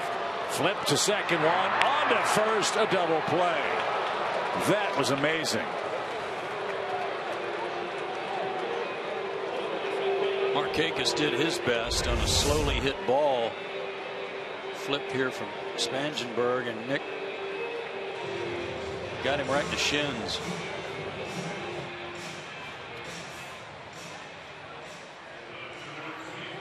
A 1-4-6-3 double play. And now Kelly Johnson hits. Kelly's 0 for 2.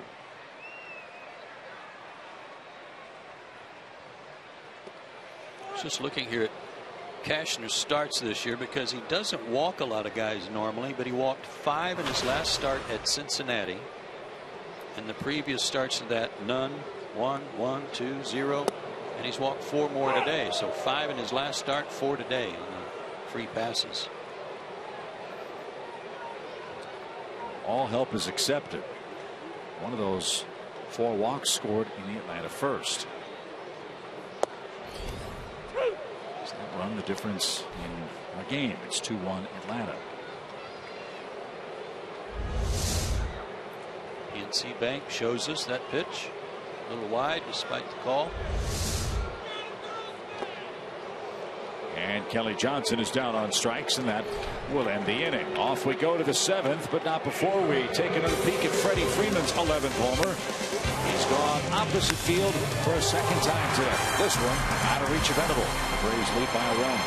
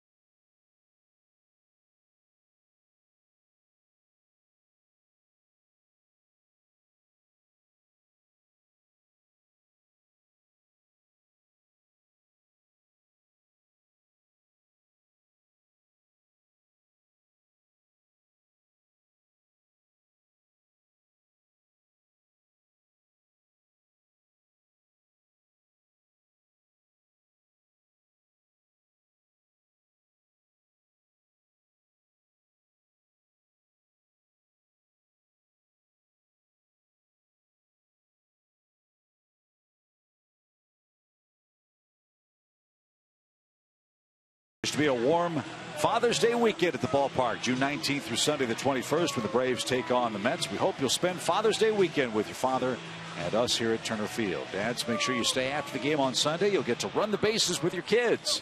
Go to Braves.com/tickets and plan a day your dad, your kids, and the rest of your family won't forget. Now, I forget, do they call those snow cones or just slushies or something? Slushies here? Well, they're in a cup, so yeah. I guess you can't really technically call them a snow cone. Wait. In a cup, if you had a straw. Yeah. Now. By the way, you better not take those over to the Padres TV booth as Derek Norris leads off. Mark Grant, former Braves pitcher, great analyst for the San Diego Padres and the model for their mascot, the Padre. Yes. Has set a new Turner Field record for most ice cream consumed by one announcer. Yeah, I told him they had to put a sign up today above the ice cream machine, and it 8-cone limit. There with Dick Enberg, Dick on the right will be going into the Baseball Hall of Fame as the Ford Frick winner this year. But Mark always be remembered, I think, by Braves fans in the dugout with all those rally caps going on back in '91. He was a big part of that team. Oh man, and a great human being. I mean, just one of the best people. Does a great job on the air. Fun guy to be around. Man, can he eat ice cream?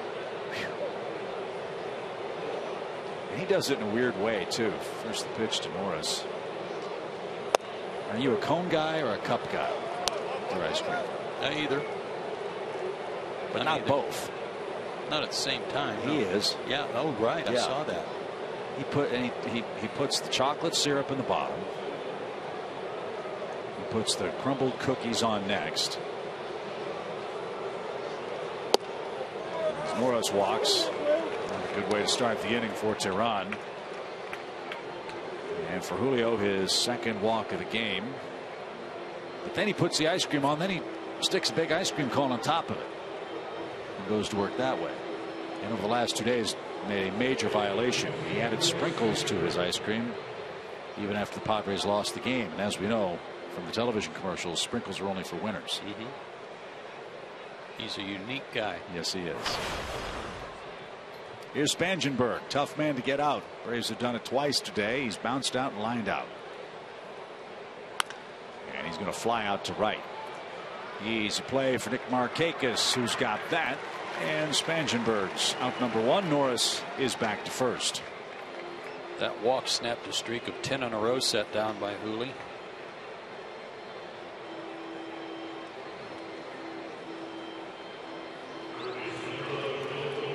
Here's Middlebrooks. Tough to figure this Padres offense. Yes, Justin Upton is not in the lineup today. He gets a day off. They just got Will Myers back. Kemp is back in the lineup. But San Diego has been a very inconsistent offensive team. Swing and a miss. They've scored the 6th most runs in the National League, yet they've been shut out 10 times, and they've scored less than 3 runs 19 times already this year. They've won only one of those games. I thought you hit it on the head at the beginning of this series, where they're very reminiscent of last year's Braves team. Back up the middle.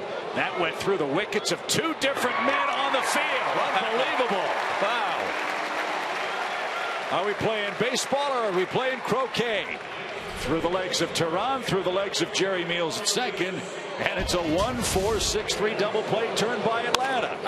I think that was 1-U 4-6-3.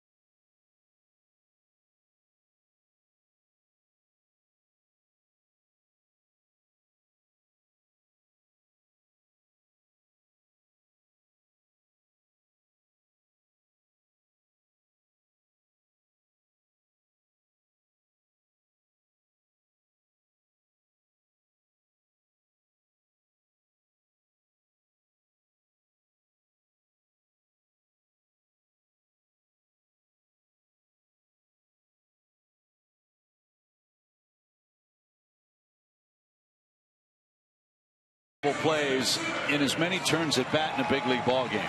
Not too often.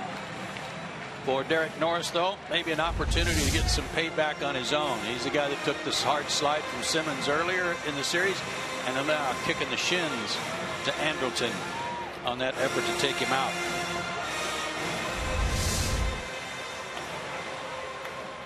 By the letter of the law, that was a clean slide. He could reach second base.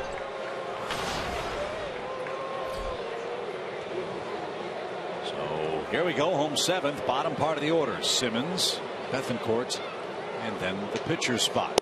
Julio Teheran. Braves bullpen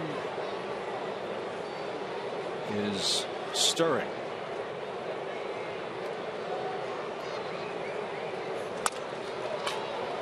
That's off the pitcher's glove. Cashner recovers and throws wide at first. The ball ricochets off the netting at the Braves dugout. And no advance by Simmons. Infield hit for the Braves shortstop.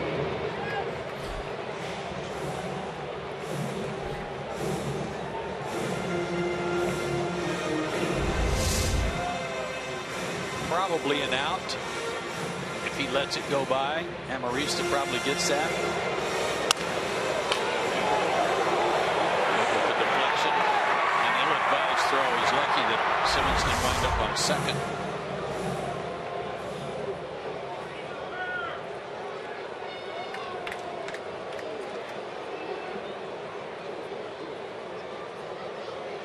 Runner at first for Bethancourt. Christian's got one of the 5 Atlanta hits today.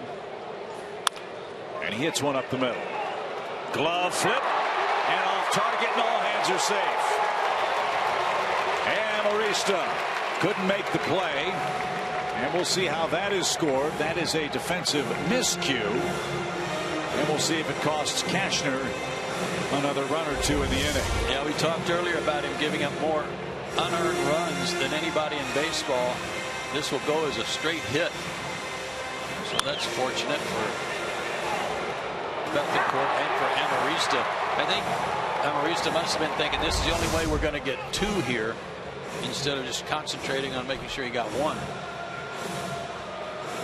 So the tough luck for Andrew Cashner appears to continue as Bud Black makes his way to the mound here at Turner Field. Not see any signal to the bullpen. Braves pitcher Julio Teheran is in the batter's box, almost certainly to lay down a bunt. Nobody throwing in their bullpen.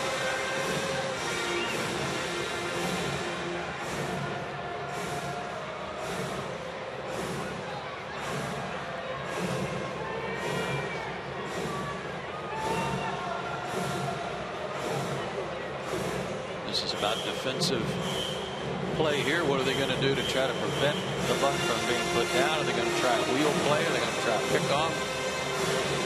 We're about to find out.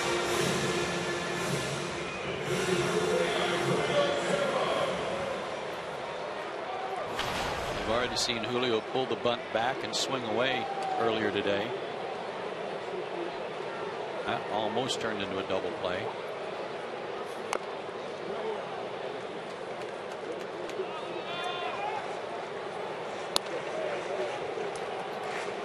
Garces and Thayer begin to loosen up again. They've had a lot of work in this series for San Diego. Garces is the left-hander.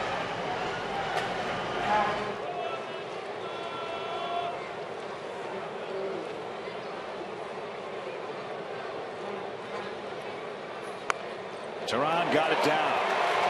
A pretty bunt. Second and third, 1 out. Julio's 6th sacrifice. That was a beauty.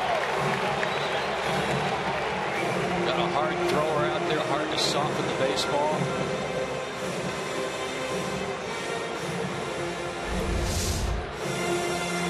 Bat at the top of the zone. Stays on top of it. Nicely done. So the infield has to come in for San Diego now, and Jace Peterson's the batter. Chance to extend the lead. 2nd and 3rd, 1 out in the Atlanta 7th. Jace has singled and has walked.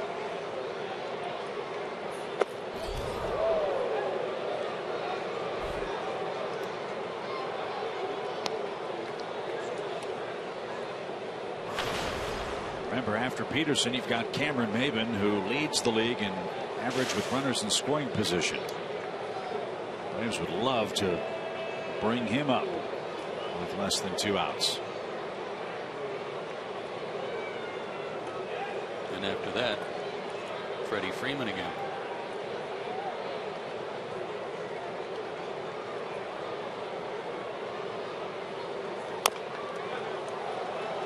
Bounced foul over the netting and into the second row of seats. Did Jace foul that off his foot? He hopped like he did. Yeah. It's kind of odd to foul it off your foot and have it go right behind you.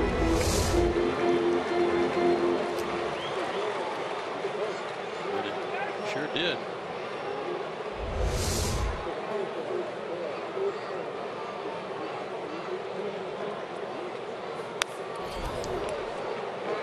He was right on a 98-mile-an-hour fastball. Found it straight back. 1-2. Talked about the 1-2 punch at the top of the order for the Braves. Peterson and Maybin.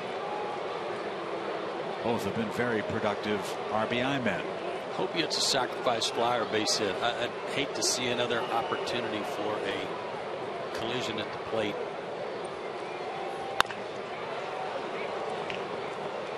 Between Simmons and Norris, yeah, especially after Norris just kicked him in the shins at second. I know managers and pitching coaches often keep the so-called book on guys that breach baseball etiquette. Do players keep their own? Oh, yeah. They don't have a book, but they've got a good long memory.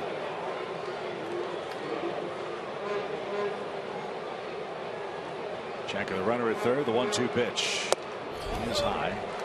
2-2.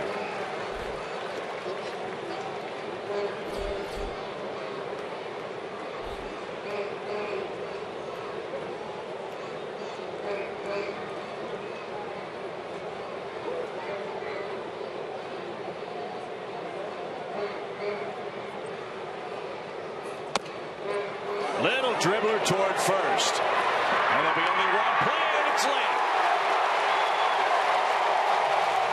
A run is in. The Padres think that ball was hit twice. And Bud Black wants to come talk to Jordan Baker. That's an infield hit, and a run is in. It did sound kind of funny. I don't know if it was just the dirt or if it hit his bat twice. Yeah, it did. That's a foul ball.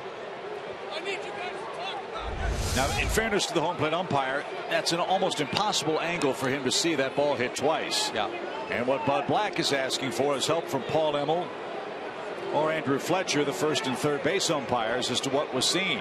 And Bud's asking for all 4 umpires to get together and talk about it.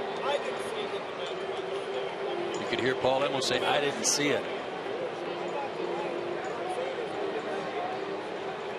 And this is not reviewable. But watch. 1, 2. Very clearly. Yeah.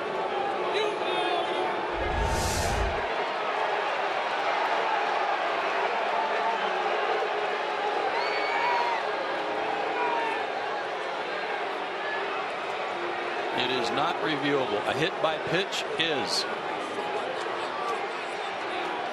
Bud's not long for the rest of this game. No, he's a frustrated camper.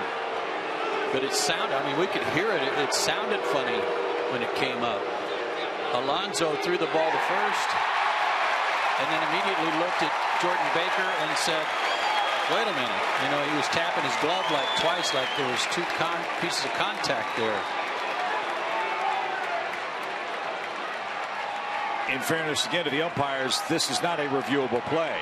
I'm sure what Bud Black is saying, wait a minute, we've got 4 sets of eyes watching the ball in play, and not one of you saw that ball hit the bat twice. How's that possible? We heard it. Yeah, the Braves get a real break here because it scores a run. And I have to say that in this series, with all the reviews that went the Braves' way at home plate, here's another one. I mean, Cashner's pointing. He's pointing. Hey, he hit it twice. Listen.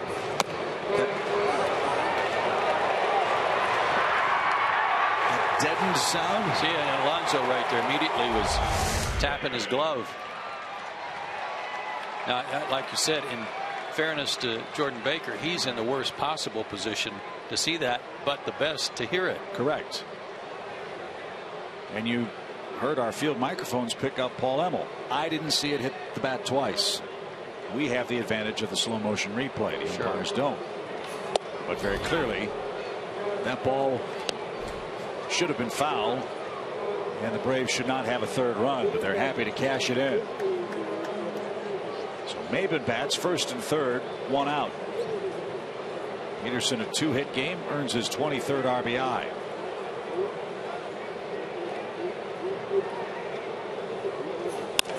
In the air toward right center field. Kemp is there and makes the catch. Tagging is Bethancourt. He will glide home on a sac fly. Maben delivers another big run batted in.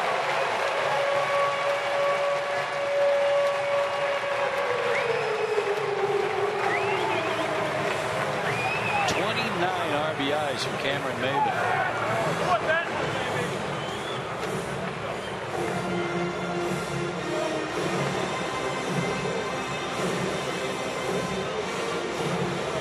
Wouldn't surprise me here with Cashner walking off. He doesn't do it. Jordan Baker in here for.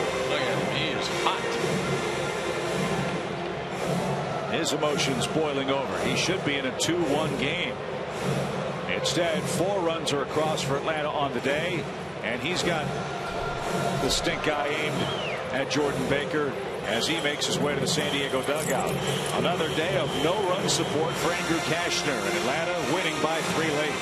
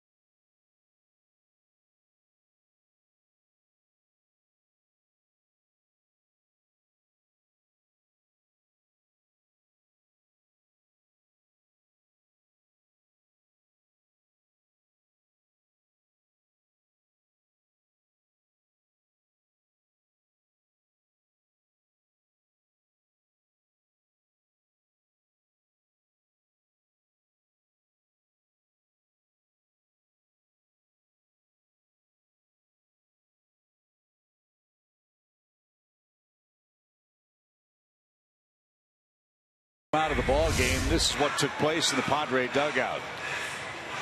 Yeah, you just hope he's not grabbing your bat, because somewhere, some way down in that tunnel, something paid a price. Yes. Cashner then came back, gathered up his personal belongings, and made his way to the Padres clubhouse. Well, you can understand, not that Peterson would have automatically made an out, but depending on how, if it had been called correctly as a foul ball, you never know, he might already be out of the inning. It would be a 2-run game, or 2-1 game, I should say. Now it's a 3-run game in favor of Atlanta. As Garces is on to pitch, he's been very impressive out of the bullpen. Big day for Freddie Freeman. Both of his extra base hits have gone the other way, and they've driven in 2 runs. First inning double, 6th inning homer, and in the dirt. 1 ball, 1 strike. 3rd game for him in this series. First time Garces came in, he faced Freeman and Markakis and walked them both. Last night he came in and faced them both and got them to fly out with the bases loaded. No runs in.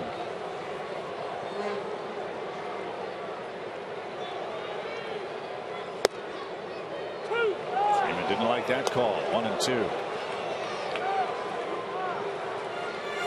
Jordan Baker yelled at the Braves bench, I think in the first inning, and said that's enough. It's too early for that. I don't think it's too early now. Yeah. Mentioned earlier, Baker, the tallest umpire in the big leagues, 6'7". Wonder if he has trouble with low pitches. I don't have his pitch tracking data.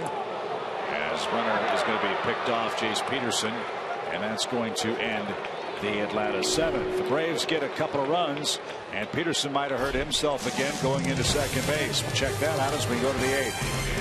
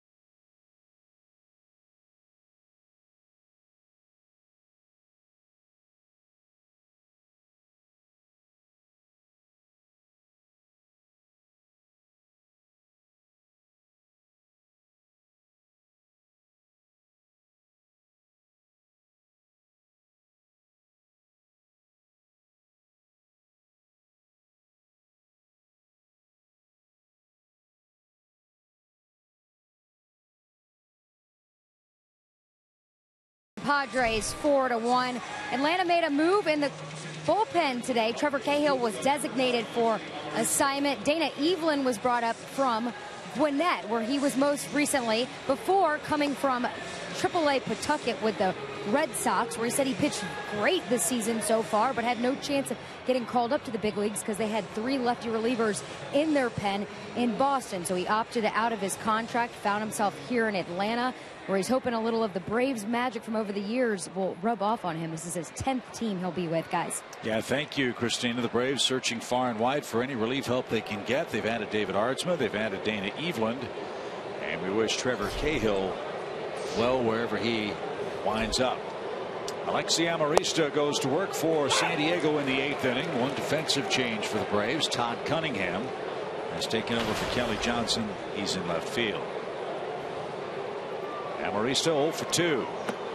Tehran back out there at 97 pitches. Got a little rest though after that bunt.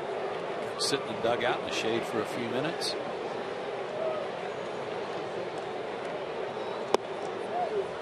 Taken low. 2 balls and a strike.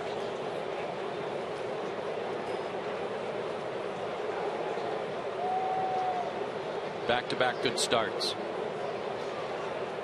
Back-to-back Julio Tehran type starts.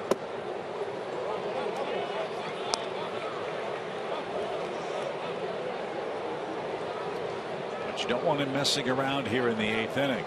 Bottom of the order, then the big boppers are coming up in a 3-run game. Padres have only 2 hits. There's a strike. Full count. Action has begun in the Braves pen.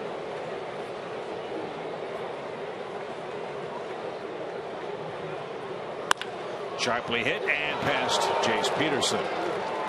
So Amarista has his first hit of the day.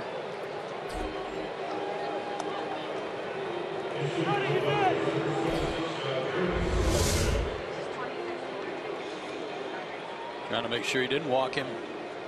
3-1 had a lot of the plate, and Amarista made him pay for falling behind in the count. And now a pinch hitter. Young Jarvis Solarte is the batter.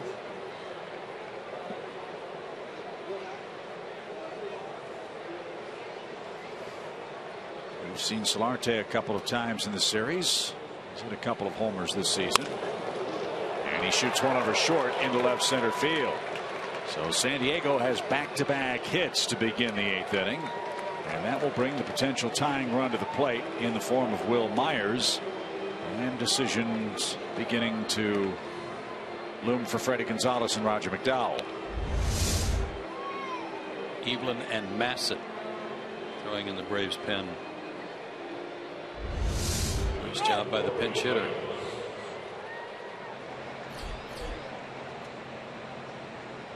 Evelyn, the lefty, on the right of your screen. Here's Will Myers. Myers 0 for 3.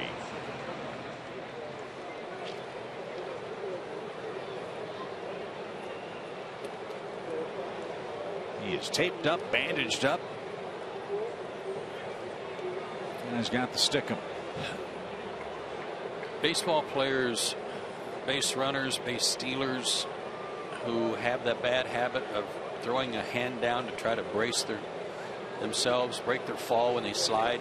And I was as bad or worse than anybody, and I was constantly messing my wrist up by throwing my right hand back there to try to soften the slide. That's what happened to Myers. That's what happened to Jace Peterson last inning when he got spiked. Yeah, Amarista, after the play concluded, stepped back, and it looked like he stepped right on the end of the fingertips of Jace Peterson. And that's his throwing hand. Keep an eye on that. We'll be talking about that very play right here.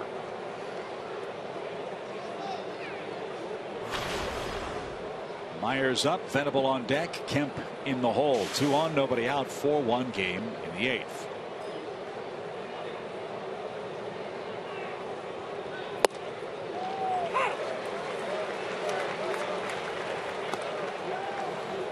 They've done a good job of negating some of Will Myers' power today by working him away. Strikeout, then a ground out to second, then a deep fly to right.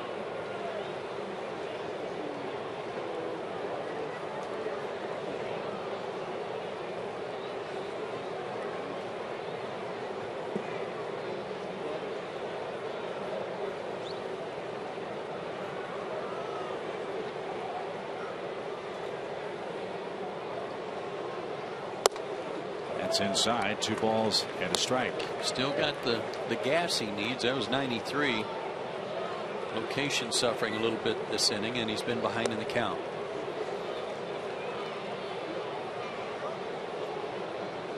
This would be a perfect time for Myers to hit into his first double play.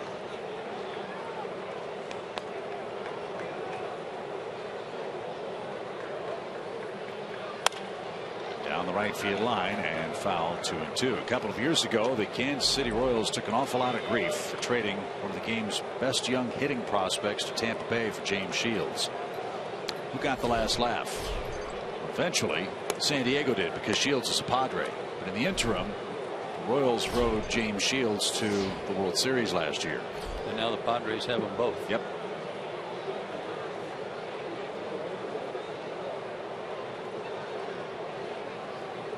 Two balls, 2 strikes. And starched inside, 3-2.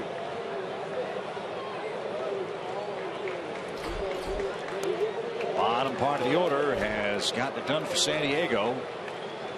Now Myers.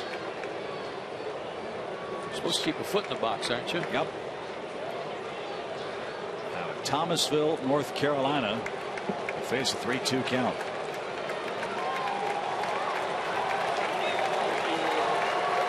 Time. He went over and got that pine tar a minute ago. Yep. And ever since, he's been trying to get it off his hands. Going to dirt, everything he can think of to get some of that sticky off of him. 3-2 pitch. He lost him, and the bases are loaded with nobody out. So Freddie Gonzalez tried to ride Julio Teheran another inning, under 100 pitches. The 8-hitter singles, the 9-hitter, a pinch hitter singles, and then he walks the leadoff man, and now he's got no choice but to go to his bullpen, where it'll be Dana Evelyn ready to make his Braves debut with the bases loaded. Yeah, bases loaded, nobody out. Go get him. Come on in. Good outing for Julio Teheran. But the tying runs are aboard in the 8th inning.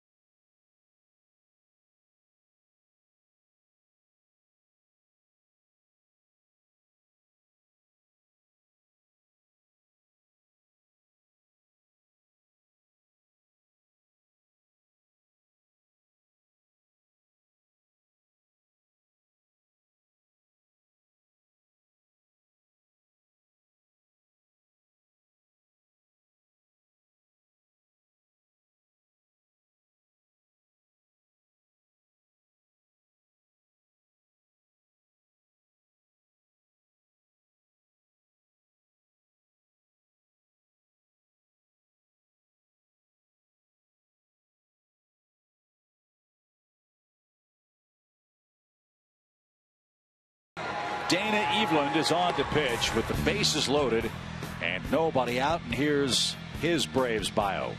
Pitching great at Pawtucket and Gwinnett in 17 games. Excellent ERA. Last year 30 games with the Mets. 10 different seasons in Major League Baseball. He's been through the wars, but he's not going to face Will Venable. It'll be Justin Upton pinch hitting with the bases loaded, nobody out.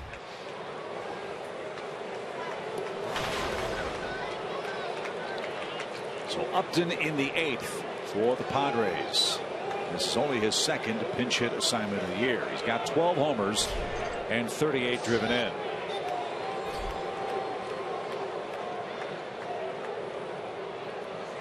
So you want to be a major league manager. Let's think back a couple of days ago. Shelby Miller's pitching for the Braves in game 1 of this series. He's cruising through 7 innings. Braves take him out, right? Right. Gave up 1 run. Braves bullpen imploded, allowed a run in the 8th and 9th. They lost in 11. Today, as that pitch was awfully close and it missed, Freddy Gonzalez at Tehran, who was cruising along, bottom of the order up. And that was close. But 2 hits and a walk have chased him.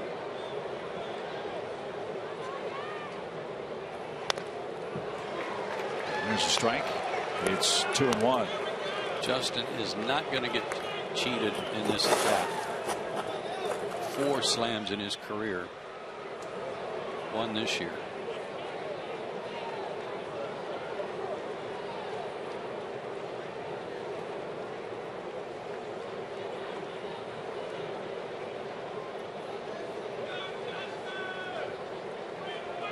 Two balls, 1 strike. That popped away from Bethancourt, and that's going to score a run. The ball gets away, and all hands are safe. A pass ball.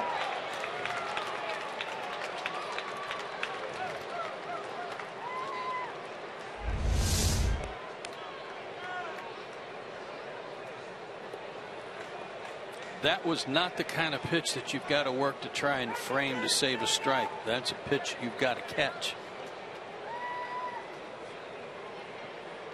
And it didn't hit glove, it hit shin guard. So it's a 2-run game, and now a hit by Upton could tie it up. Myers has good speed at second. Solarte 90 feet away, and the pitch sails inside. Upton walks. And they're loaded again. 4 passed balls for Christian Bethancourt. And Eveland can't retire Upton. Now the Braves will go to the bullpen again with Kemp and Alonso coming up. We've seen this movie before. Braves in some trouble, leading 4-2, and still nobody out.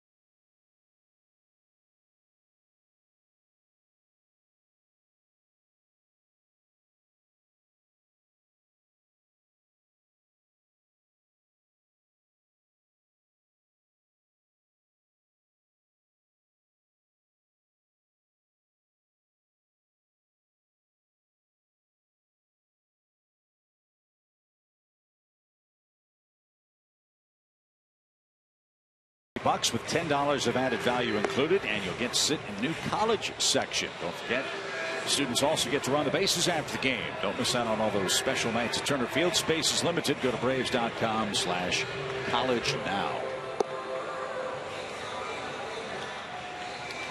So Dana Evelyn, who was in a tough spot to begin with when he came in, the pass ball got a run in.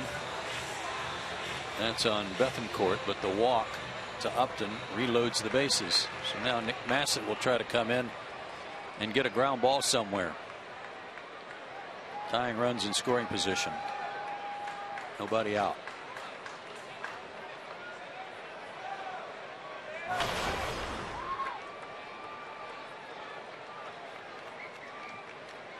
And here's Matt Kemp. You said earlier the Padres are waiting for Matt Kemp to be Matt Kemp. Let's hope it's not here. David Ardsma's up in the bullpen. Massett's first is a strike call.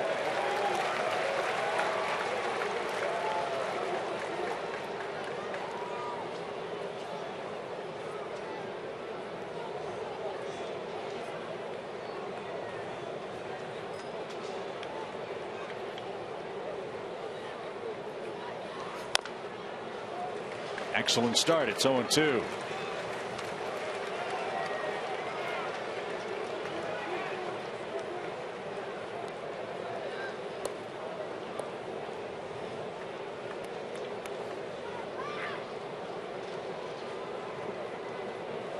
Got him set up for something outside, a breaking ball outside, but I don't know if I'd throw it here. I think something else, something down and in, maybe to keep him off the plate before I try it. Strike three, and Kemp knew it. Threw it at him. He totally bailed on that pitch. Yeah, threw it right at him. Big curveball. So Massett does his job, and somebody else will get the call. Caused him to flinch. Great pitch by Massett. So there's the first out. Now you can get a ground ball and get out of the inning. Still bases loaded for the Padres. Braves will see a fourth pitcher this inning. It's Luis Avilan.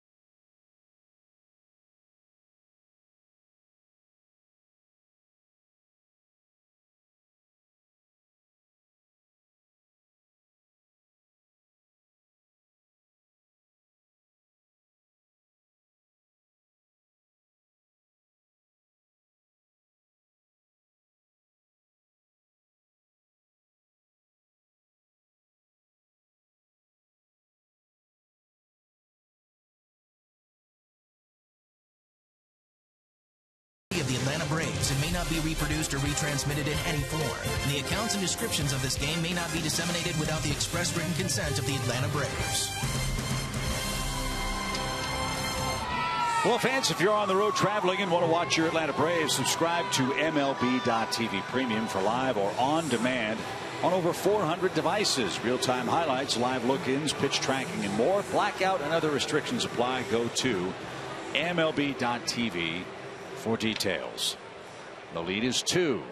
The number of men on the bases is 3 for San Diego, and there's 1 out. And it's Luis Avilan versus Yonder Alonso, who's 0 for 2 with a walk. Avilan faced him a couple of days ago, struck him out.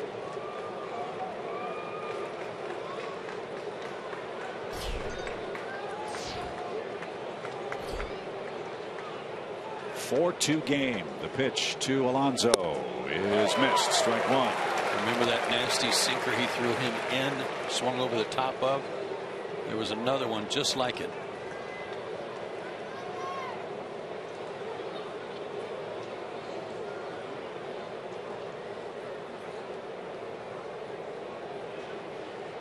Good speed aboard for the Padres. The 0-1 pitch is low. Even count.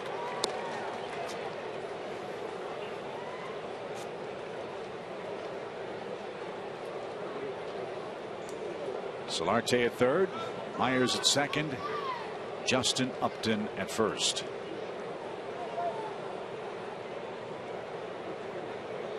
A lefty-lefty matchup doesn't bother Yonder Alonso.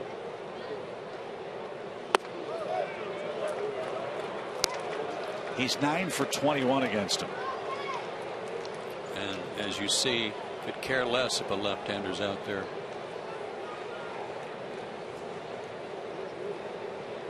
First pitch was over the inner half for a strike. The next two were off the plate, away from the Padre first baseman. 2 balls and a strike. Sinking action there, and he fouled it at the plate. 2-2.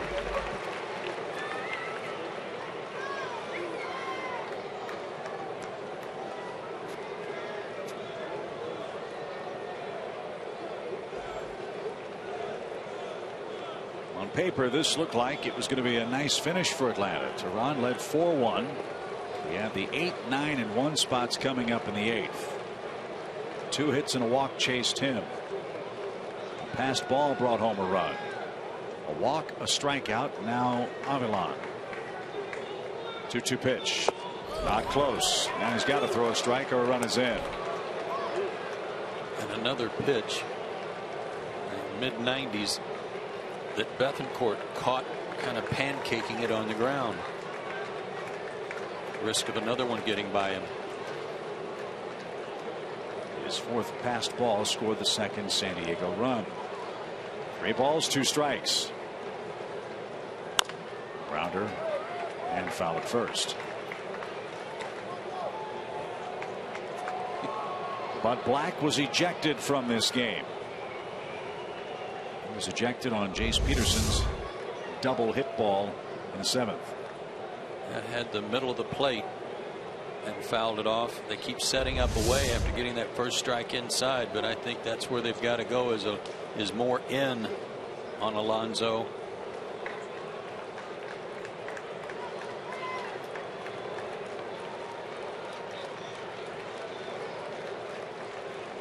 Three and 2. Ooh, he walked in a run. Second walk of the day for Alonso, his 18th RBI. Solarte scores. That run charged to Julio Teheran, and believe it or not, the Braves are going to use a 5th pitcher. Well, it's taken 4 to this point to get 1 out. This is unbelievable. Bases remain loaded for the Padres. It's now 4-3.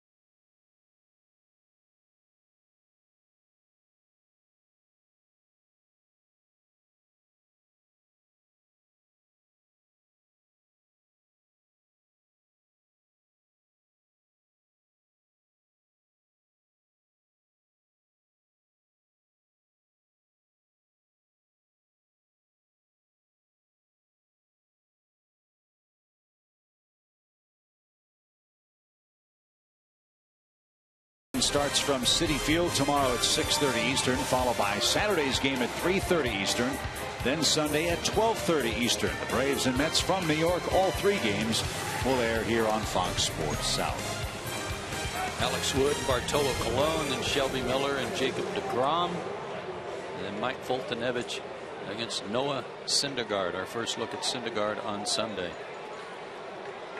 So David Aardsma becomes the 5th pitcher of the 8th inning. Made his Atlanta debut Tuesday night, just a third of an inning. And he's got Derek Norris in the box. 2 hits, 3 walks, a pass ball, has plated 2 for San Diego. They're down a run. And he didn't get it. Strike 1.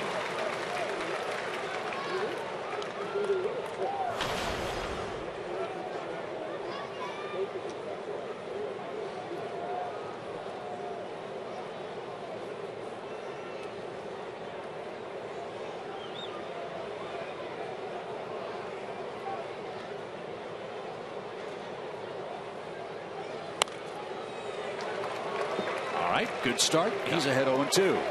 Now remember, Norris had a real good at bat against Julio in the first inning today, where he fell behind, fouled off pitches, fouled them off.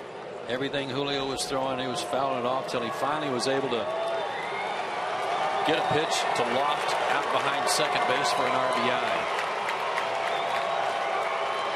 And it appeared then that he was pretty much just trying to put the ball in play and not strike out. No balls, 2 strikes. He struck him out on 3 pitches. That was nifty.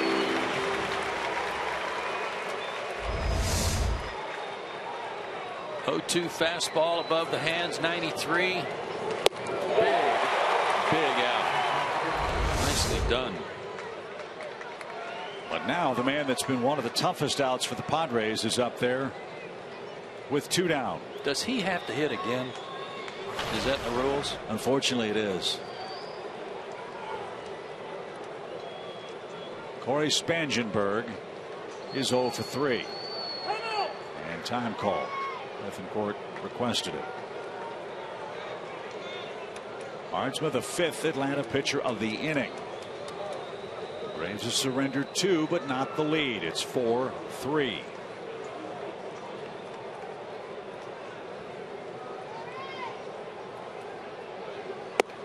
He chased a high pitch. Thank you very much. Strike 1.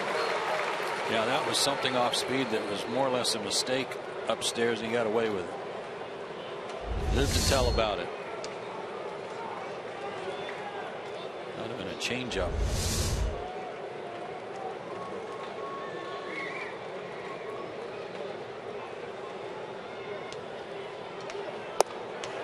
Strike 2.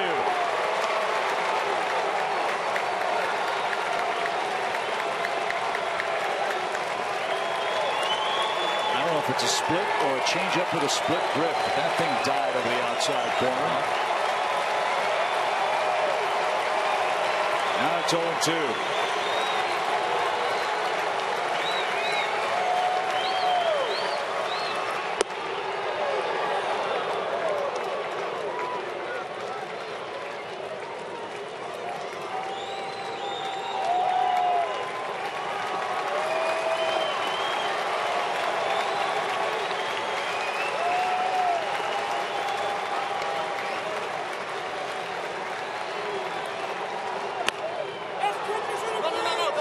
Catcher's interference. I can't believe it.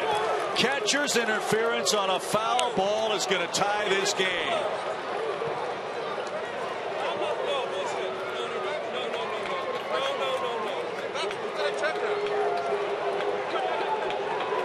Catcher's interference on a foul ball will bring home Will Myers, and the Padres have tied the game. Yep.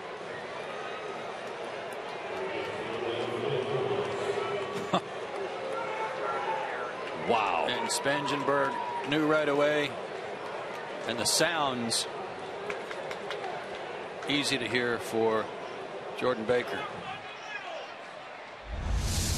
So San Diego's tied the game, and now new strikes for Middlebrooks, the 9th man to hit in the inning. And no place to put him. Ball 1.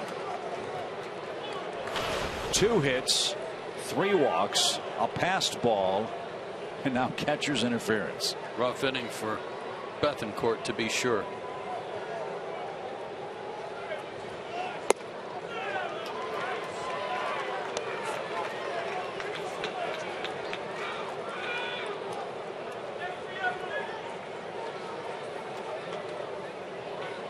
A 1-2 pitch. The Padres tie it up. And now it's a 2-0 count to Middlebrooks. They can get it.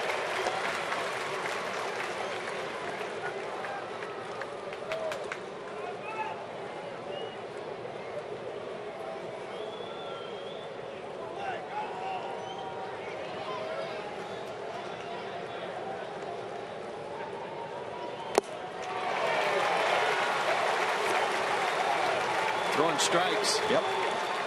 He can't help what happened.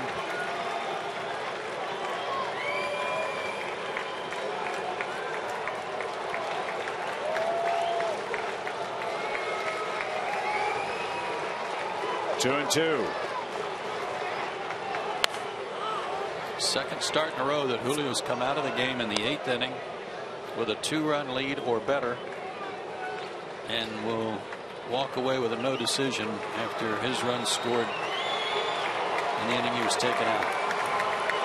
Freddie Gonzalez gave him a great opportunity to get out of it with the bottom of the order. He couldn't. 2 hits and a walk chased him. 4 relievers have followed.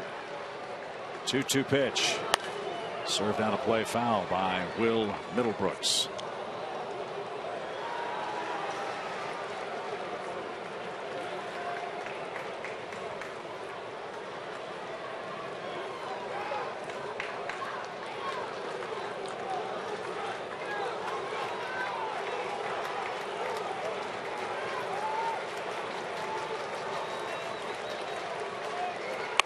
Bouncing ball to short, and the flip to second is mercifully in time. 9 men come to the plate. 3 of them score. The Padres score 3 runs on 2 hits, 3 walks, a pass ball, and an error.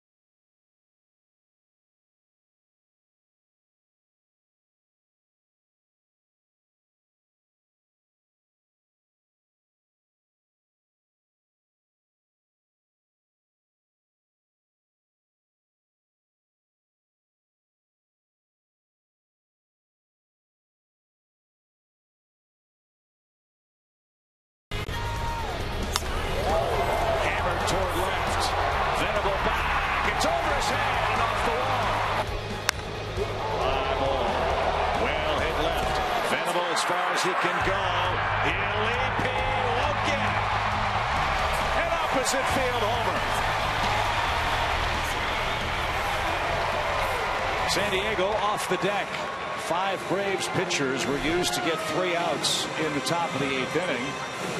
Defensive changes for San Diego. Justin Upton is in left field now. Young Nervous Solarte remains in the game at third base. And Joaquin Benoit is on to pitch. Remember, Freddie Freeman was in the batter's box when Jace Peterson was picked off in the 7th. So Freddie gets a new set of strikes against a new Padre pitcher.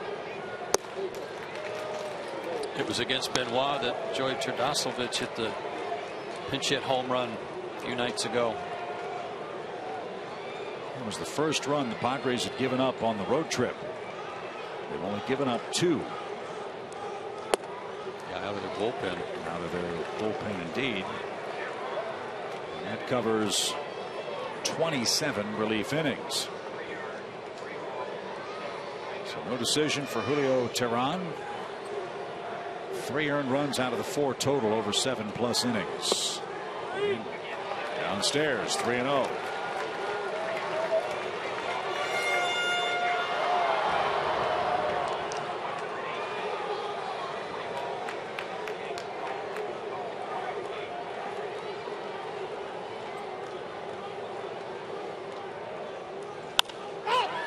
Popped it up on a 3-0 count. Norris looking for help. Who wants it? It'll be Amarista, the shortstop. So Freddie Freeman had the green light, 3-0, and he hit it right up the elevator shaft for the first out. Dave Roberts is the bench coach, acting manager after Bud Black was ejected. Darren Balsley, the pitching coach, was at his side, also helping out. I was thinking about Cashner when he grabbed that bat, went in the tunnel. I was thinking Bud Black's down there somewhere. Hope Buddy can find a corner to dodge. Markakis bats. Bud Black has to be awfully proud of the way his team's fought back in this game. The Braves, frankly, gift wrapped it for him. Well, they got 2 hits to start the inning. That got it all going. And then they did not get another hit after that, and yet put 3 runs on the board.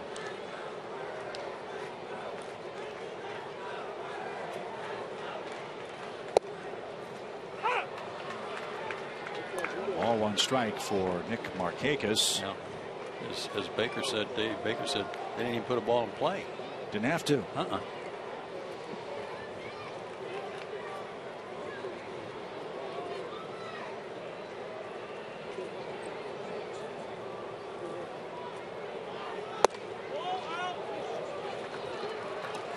Two balls and a strike.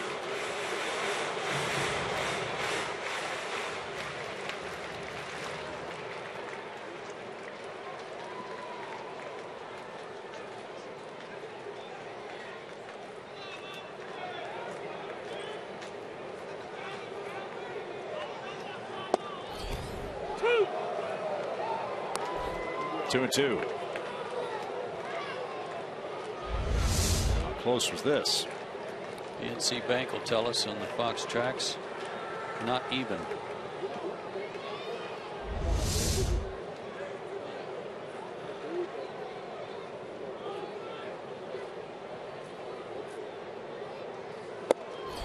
And Markakis is down on strikes.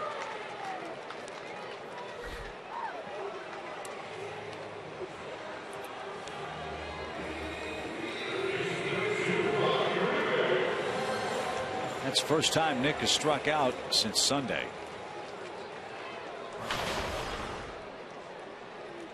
First for Benoit. Now Uribe.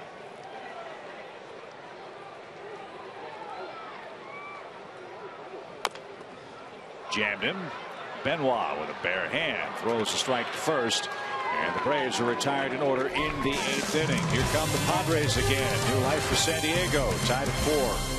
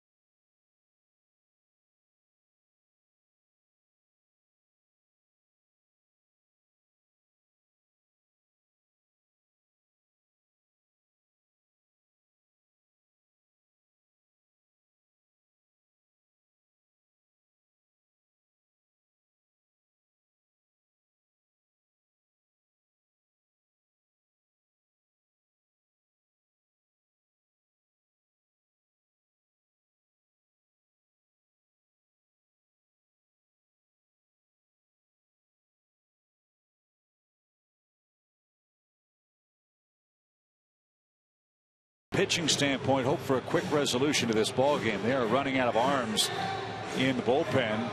They used 5 pitchers to get 3 outs in the 8th inning. Jason Grilli is on to pitch. The men that are left in the Atlanta bullpen right now are Brandon Kinniff and Jim Johnson. Jim Johnson has worked all 3 games of this series against the Padres, so I'm guessing he's unavailable today. Well, I don't know if he is or not, but that's 3 days in a row. We said that last night was the first time he'd worked 2 days, or what did we say last night? 3 days in a row, first time since 2013. And Brandon Kinniff has already worked 2 days in a row in the series. He's out there, and Alex Wood has grabbed a glove. He's gone to the bullpen in case we move deeper into the ball game. Well, if it goes into extra innings and you start stringing this out, you're going to need somebody in there for the duration, let's say. So Jason Grilli will go to work, and he'll start with Alexi Amarista. Solarte, then Myers are coming up, then Justin Upton. The lineup card has worked out very well for San Diego today. The way Bud Black and Dave Roberts have placed their extra men. And a strike to Amarista. He led off the 8th inning with a single.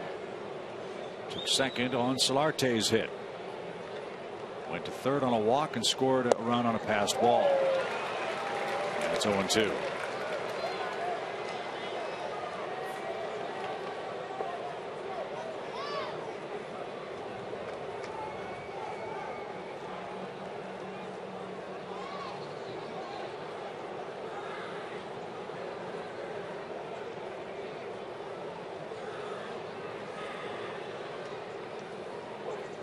Swing and a miss. Amarista's down on 3 pitches.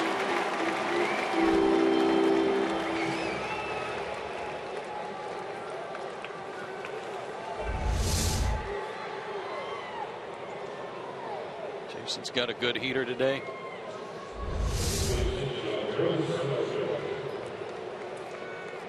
The Braves bats back up there in the bottom of the 9th.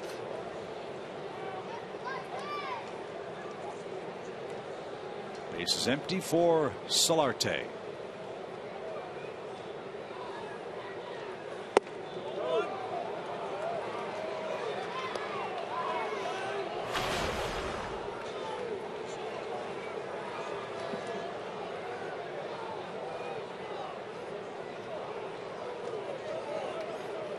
Four runs on 4 hits for the Padres. 4 runs, 7 hits for the Braves today. The pitch is popped deep short, and in comes Cunningham. Carries out to him in left field. There's the second out.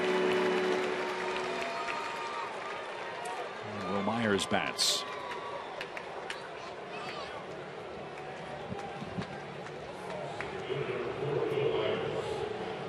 In the bottom of the 9th inning, the Braves will have Cunningham, Simmons, and Bethancourt due.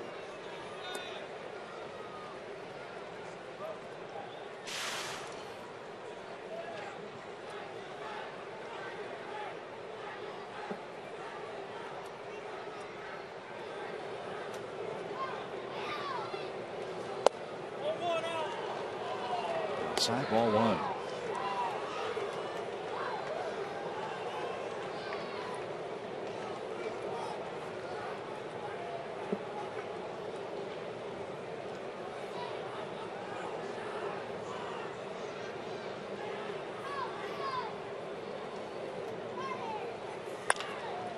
In here toward right. Markakis on the run. Warning track and room. He's got it.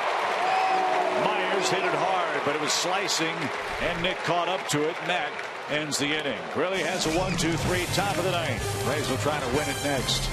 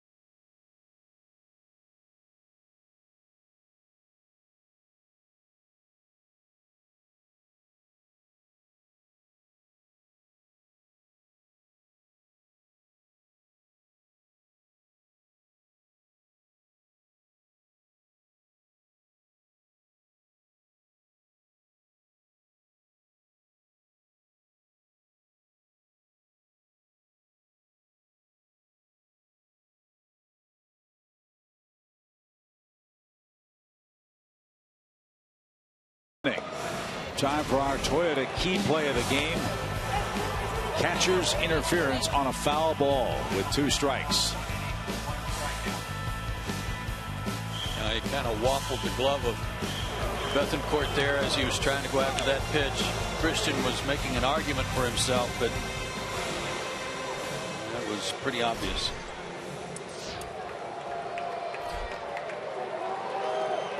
This is Brandon Maurer. This is his 3rd game of the series.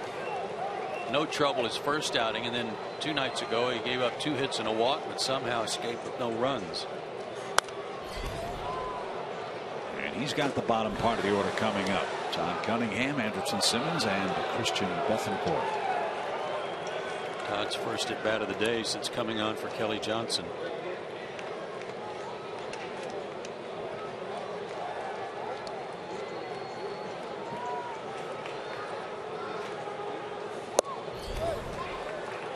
Oh, 2 for Todd Cunningham.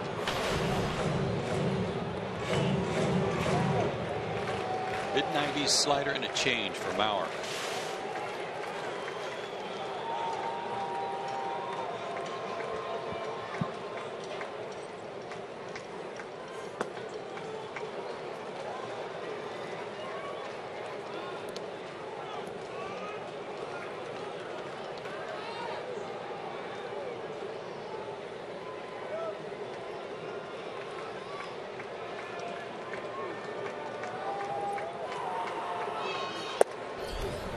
Missed corner.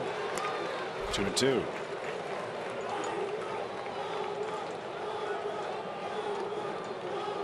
As we say, in with regard to the Braves defensively, don't let that leadoff guy on late in the ball game. And likewise, great to get him on if you're Atlanta. Padres have a couple of confusing pitchers. They have Brandon Maurer and Brandon Morrow. This is Maurer. And a 3-2 pitch. He's back our way. Still a full count.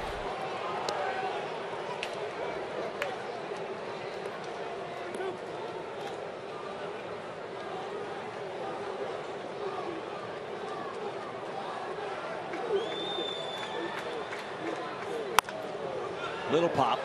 Right side and playable for Spangenberg. He's got it. And Cunningham is out number 1 in the home 9th.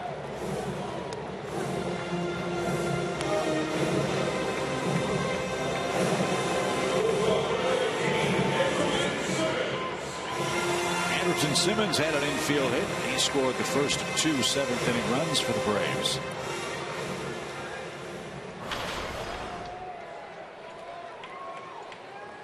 He came home in the double tap hit by Jace Peterson.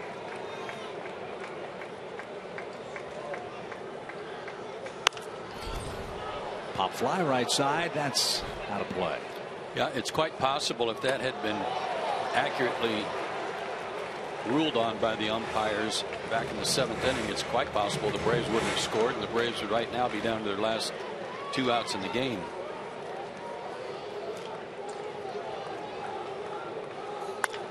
To short. Amarista charges, can't get it. That bounced over his glove.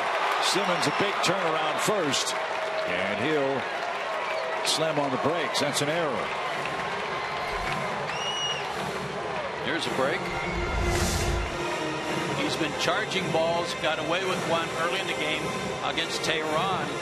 That ball came up higher and harder than he expected, up over his glove, and had just enough to not been backing up the play. Anderson might have wound up on second. Well, Christian Bethancourt ended things in dramatic fashion on Saturday. His first big league home run. Let's see if he can split a gap. With that pitch, strike one. Nasty hard slider there. And he hit a nasty pitch against the Pirates for that game winner.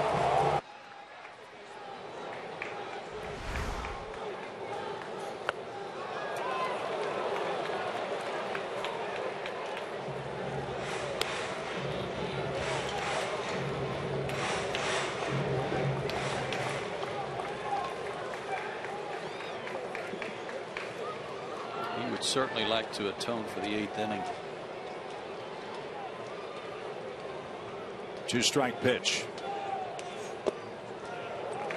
Took a little off, and Bauer missed with it. 1-2 now.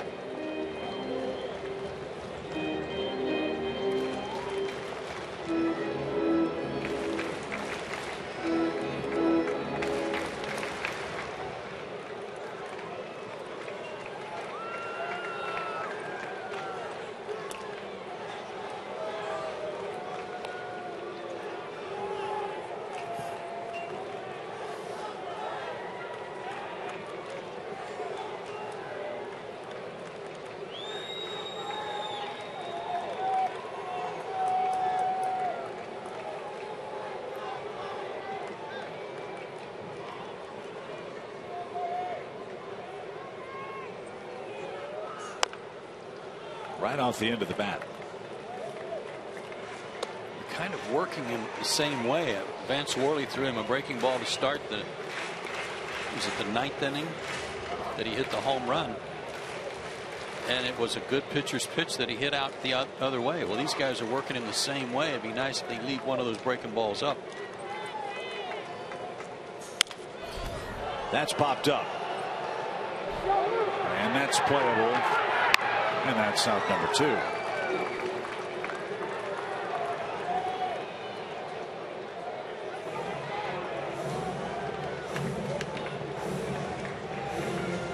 And A.J. Pierzynski grabs bat. He'll pinch it. Talked with A.J. briefly before the game today about what was ailing him at the plate yesterday. He just said he rolled his ankle a bit. He said he's fine. A 3-hit game.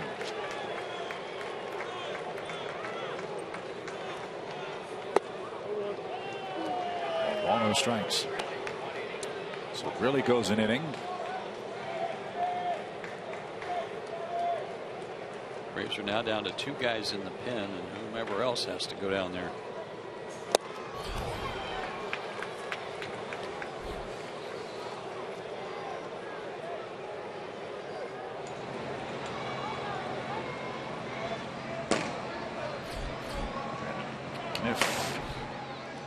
Is beginning to warm. 2, 3, 4 hitters scheduled for the Padres if we get to a 10th. 1 ball, 2 strikes. The Padres, when they activated Will Myers today, sent out one of their relievers, Kevin Quackenbush, but they still today have Kelly, Thayer, Nick Vincent, and Craig Kimbrell available in their pen.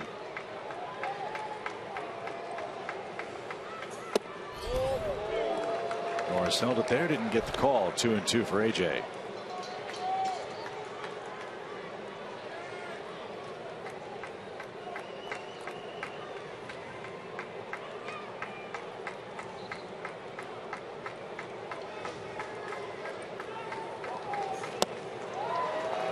Full count.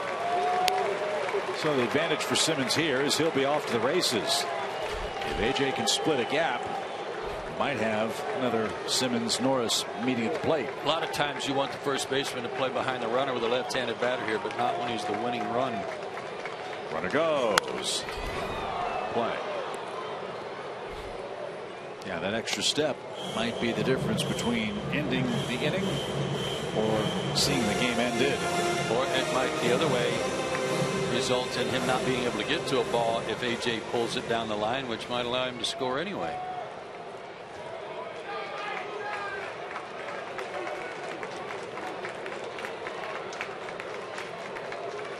Runner goes. Ball 4. Winning run in scoring position. Big walk. Another veteran at bat. You're right.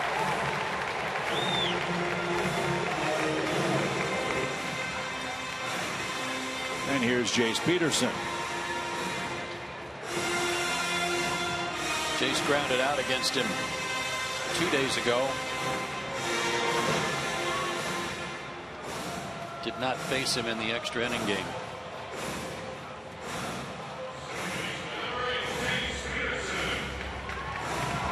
Roberts, the acting manager, with Bud Black ejected. So Jace just hit it once this time. Find a gap and let's go home. Outfielders typically with 2 outs in this situation play normal depth. But I'm of the opinion that the base hit, he's going to be running on the crack of the bat. I'll get beat if he hits it over my head, but I don't want to get beat with a little drop shot. So as a result, you saw Dave trying to get his outfielders move in some, and they have about 3 steps. Big series for Jace. 7 hits against his former ball club. He was fooled with that 85-mile-an-hour pitch. 0-2.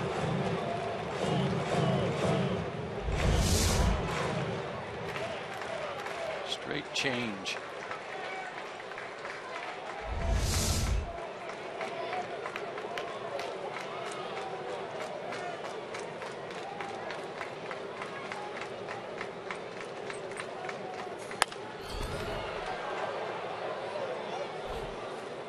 Follow that up with a 98-mile-an-hour fastball. Good arms in the outfield. You know, Justin Upton. He will charge the ball and come up throwing.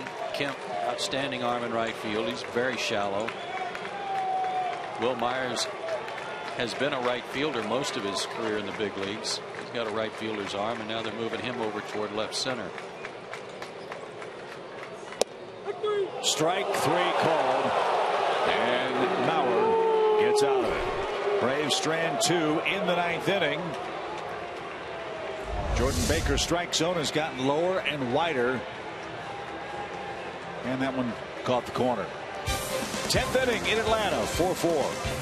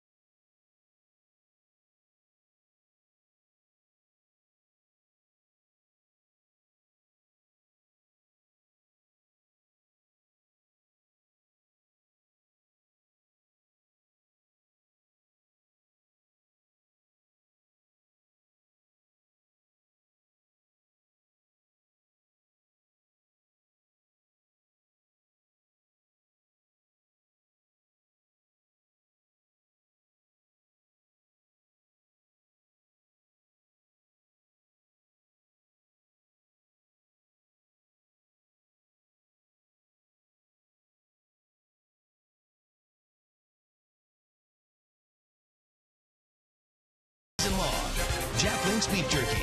Feed your wild side. 4-4 game we've completed. 9 innings. An improbable comeback for the Padres in the 8th inning. And the final 2 in the Atlanta bullpen. Brandon Kniff, Jim Johnson. Will be Brandon first with Justin Upton, Matt Kemp, and Yonder Alonso coming up. Kniff's last 4 outings, really, but his last 2 against San Diego have really been impressive. This homestand, 4 outings, he's worked 4 innings, only 1 hit allowed, no runs, and more importantly, no walks, and 5 strikeouts.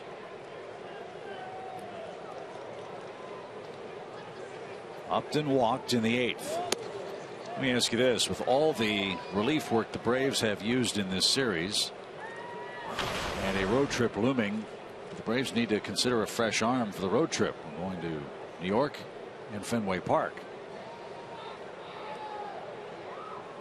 I'm not available. Is that what you're going to say? At this point, I'll settle for that if that's what it takes. 25,759 the attendance. Most of the campers have headed for home. There's ball 3.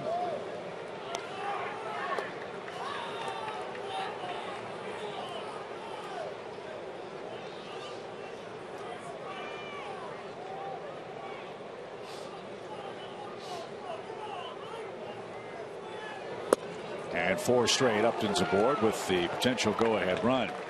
To reiterate, the difficult situation Freddie Gonzalez finds himself in with regards to the bullpen is this, and he's managed 2 games in this series in 2 different fashions, and we're heading perhaps for the same result.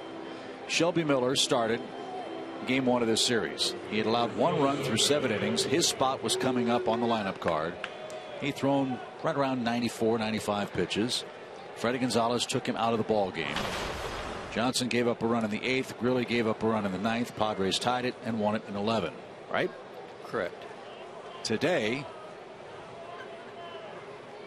assuming that Jim Johnson would be only available in an emergency. Yeah. He tried to squeeze another inning out of Julio Teheran around 94, 95 pitches with the 8 hitters up, 9 hitter up, and the leadoff man up. Hit, walk. Teheran's out of the game. It took 4 pitchers to get 3 outs, and the Padres have tied it up. So he's tried to manage his staff 2 different ways, and neither situation to this point has worked. I don't know how you overcome that. And Kniff has thrown 6 straight balls to start the inning. We go around and around with this, Chip, but it boils down to the same thing, and that's dependency. Who can he depend on? You know, I just read those numbers for Brandon. They've been outstanding on this homestand, and he's thrown 6 straight balls in an extra inning game. And that one sharply hit right to Simmons. He'll step on the bag and throw to first. He took a tumble as Upton tried to take him out at second base. And on a 2-0 count, Kemp is doubled up. Thank you very much. That certainly helps. They are going in hard at second with Andrelton. Why didn't he give it up? Why didn't he flip it to Jace, who was standing there? That was a long way to go for him to take it himself. But it worked. Now 2 out, nobody on for Kenneth. And that one sliced out of play, foul. And I agree with you 100%. That's the main nagging issue. And maybe nagging's the wrong word. The main DEFCON 5 issue for Freddie Gonzalez. Who does he go to get an out and build on that? There isn't an answer right now. Well, there's some fresh bodies here. Evelyn and Ardsman may provide some of that dependency that he needs when he knows he can go to the bullpen and get an out, get strikes. I should say get strikes. Ardsman did a good job today. He was plagued by the catcher's interference. Squibb toward Uribe at third. He's got the hop off the grass. And Kniff works around 6 straight balls to get a double play and a ground ball out. And we head to the bottom of the 10th. Maben, Freeman, and Markakis are coming up.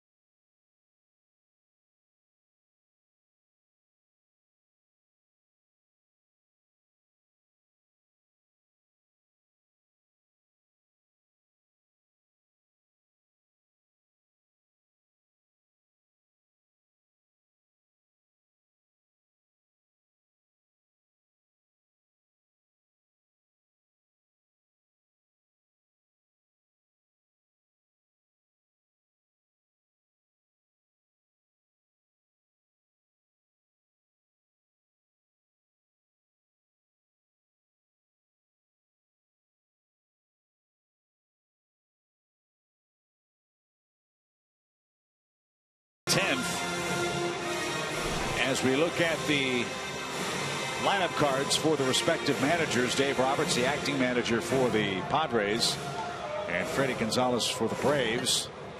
The Padres appear to be in much better shape as far as their pitching staff is concerned. There's a big reason why.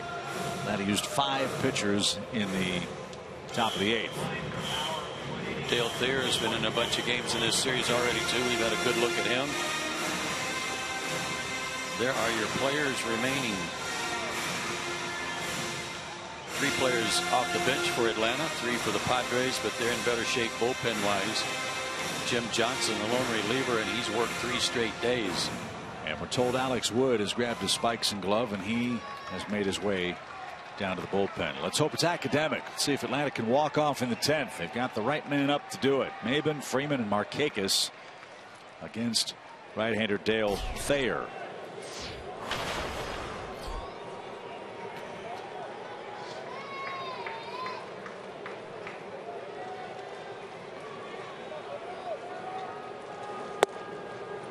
Laser Baker looked it up for us. We wondered when the last time the Braves used 5 pitchers or more in an inning. It's been a long time. I was 2 years old. It was July 22nd, 1967 in St. Louis. Braves were up 4-1 in the 9th inning. Cardinals tied it up. The game went 13 innings, and Atlanta won 5-4. It's 4-1 here in the 8th when they tied it up.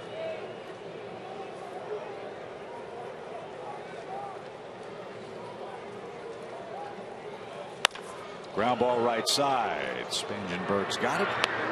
He plugged up the hole that Maben has filled a lot in this series. And there's your first out for Freddie Freeman.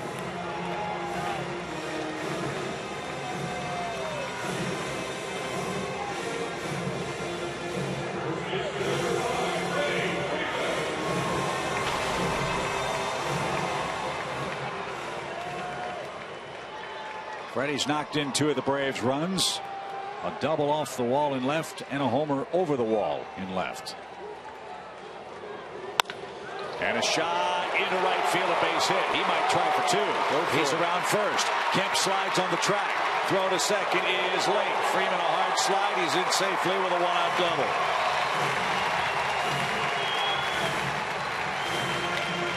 Kemp had a long way to go, and Freddie beat the shift. Yeah, he hooked it just out of the reach of Spangenberg, and when that happened, if you're Freddie, that's what you're thinking. You got to go for it. If you get thrown out, so be it. You take advantage of how far Kemp had to go despite his good arm and try to get to second base, and he did.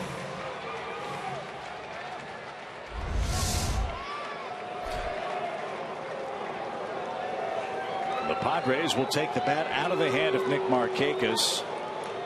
He will walk for a 3rd time today, and they will set up a double play opportunity.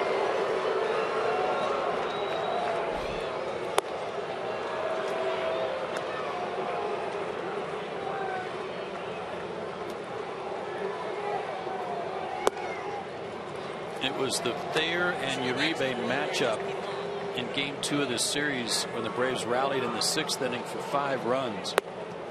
He walked Uribe to set up that bases clearing double by Andrelton Simmons.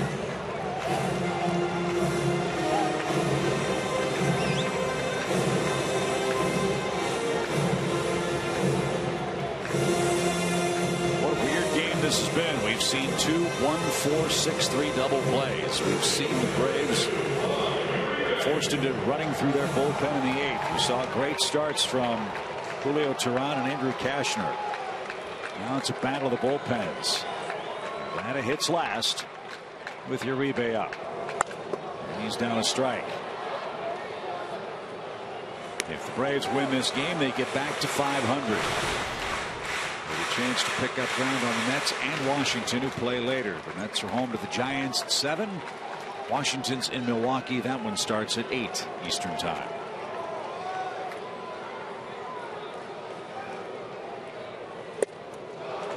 Nothing in 2. Got his pitch, got a fastball there.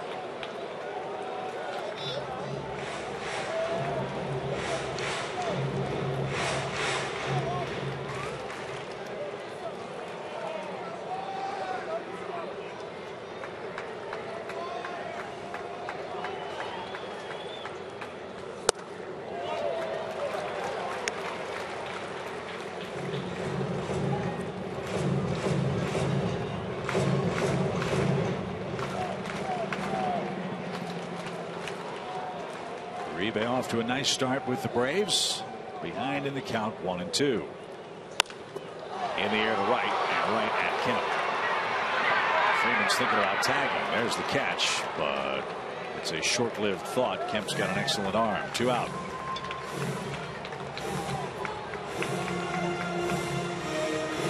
Here comes Todd Cunningham.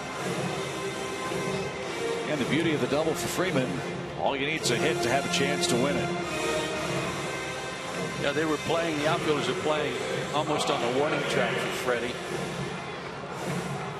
Willing to concede a single. They're not willing to concede a single to Cunningham here. It would perhaps provide the winning run. So they've moved in.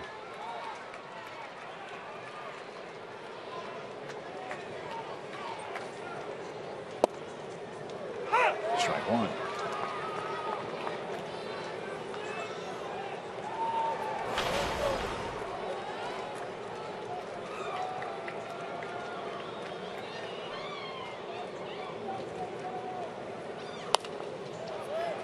Out of play to the left. It's 0-2.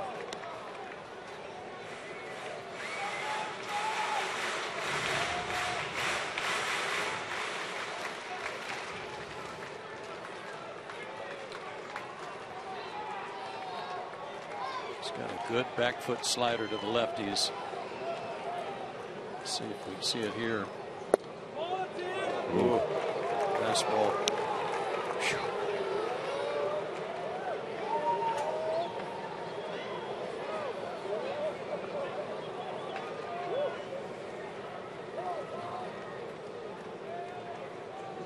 One and two. Ground ball to second. Spangenberg's got it. And the Braves can't cash in a Freddie Freeman 1-out double. We head to the 11th. Still tied 4-apiece.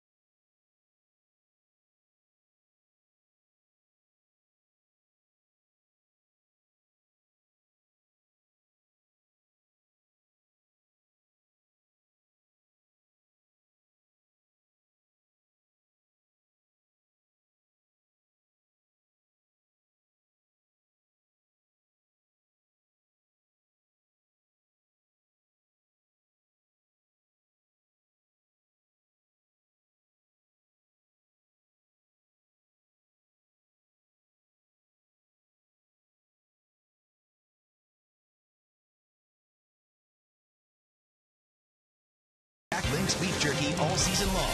Jack Link's Beef Jerky. Feed your wild side. Time for our game summary. It was looking good for Atlanta until the fateful 8th. Yeah, those 3 runs came across after 2 singles to start the inning, and then nobody put the ball in play again after that, and yet they still got 3 runs. Freddie's had a great day. Julio pitched great.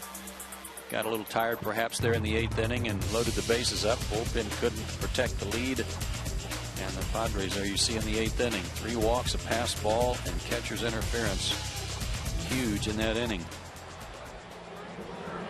So in the 11th with Norris, Spangenberg, and then the pitcher's spot.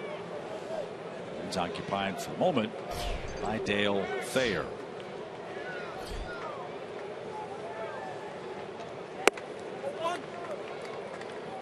Second inning of work for Brandon. Started the 10th by throwing 6 straight balls. Then Kemp swung at a 2-0 pitch and hit into a double play. Alonso then bounced out to third and ended the threat outside 2-0.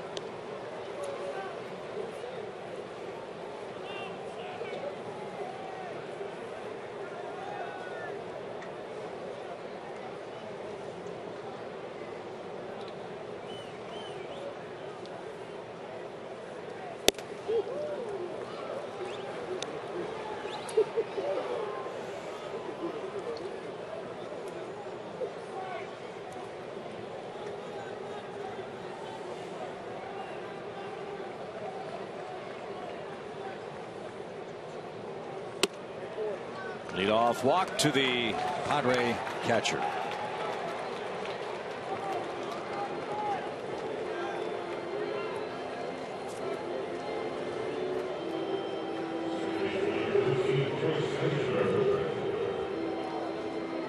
I'm glad Freddie doesn't have any hair. Yep.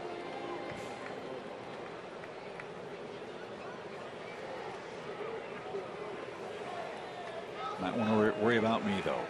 Runner at first with Spangenberg up. Shows bunt, and it's high over the mound, and all hands are safe. Nobody could cover the second base bag. What a break.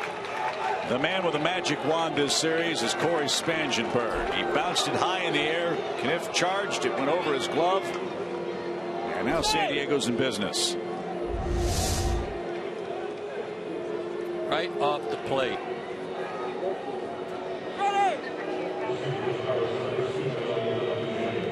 Brandon was charging in when he saw him square, and it bounced high enough to get over his head.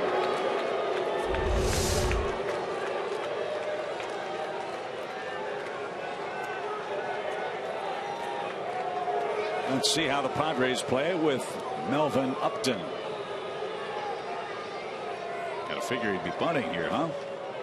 Let's see. He is. And it's ball high.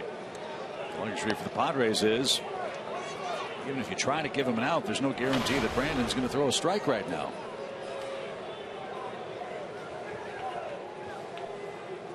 Well, make it as hard on him as you can by just pounding that mid-90s fastball in there. Make it hard for him to soften it. He got it down. Bethancourt is going to go to third. Good play by the Braves catcher. Upton got the bunt down, but not far enough away from Christian. Christian bounced out of there quickly to get that ball before it hit the ground again.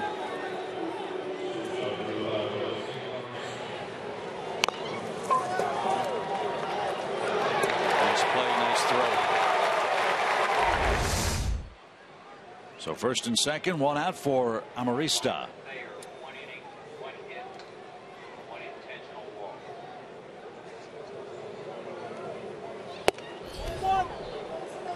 It's a tough man to throw strikes to. He's 5'6".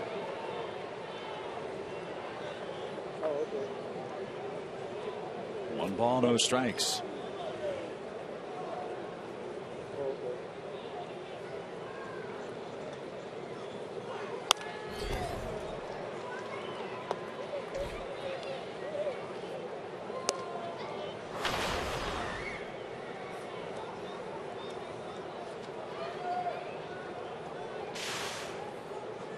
The Braves this year are 1-2 in extra inning games. San Diego is 3-2.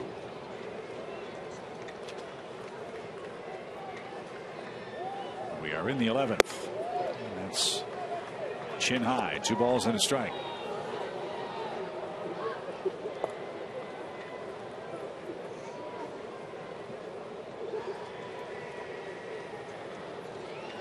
Amarista has shown us already in this series good pop. He's got power, including one he hit over Maben's head game 1 of the series.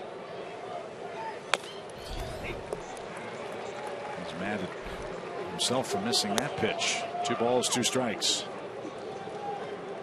Braves play him as an opposite field hitter in the outfield. Big gap between Markakis in right and Maben in center. Todd Cunningham is very shallow in left.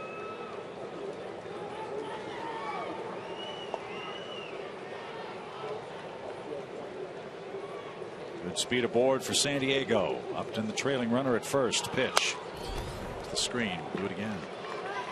It's kind of a weird strategy, but I'd be inclined to give up 2, but I don't want to give up 1. You know, I don't want that go-ahead run to score, and to that extent defensively I'd play shallow, even a little more shallow and right with Markakis at the risk of giving up 2 runs to save 1. Yeah, force him to hit it over your head. Yeah. Pop back toward us. 2 balls, 2 strikes. If that were Derek Norris still at second base, I might have a different feel about it. But with Spangenberg there now, he's got good speed. And he's had an excellent series. Boy, has he ever. Amarista fighting hard with 1 out, 2 men aboard. Solarte on deck. The pitch. Back where it came from into center field. The runner's held. Maben comes up quickly and cleanly. And a perfect throw to the plate. So Amarista singles. The bases are loaded. And Spangenberg didn't get apparently a very good read off the bat. He stopped. He hesitated to make sure it was going to get down.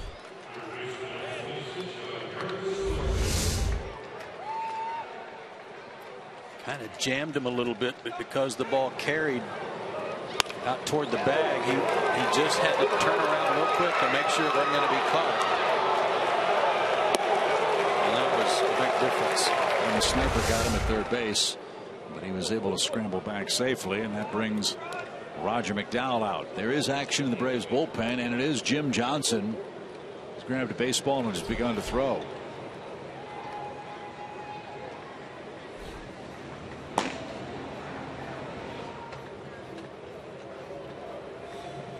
Well, they've got 1 out, and they could, on the great defensive play on the bunt. So a ground ball might get you out of the inning. Fast runner at the plate in Solarte, but also a pretty good contact guy too.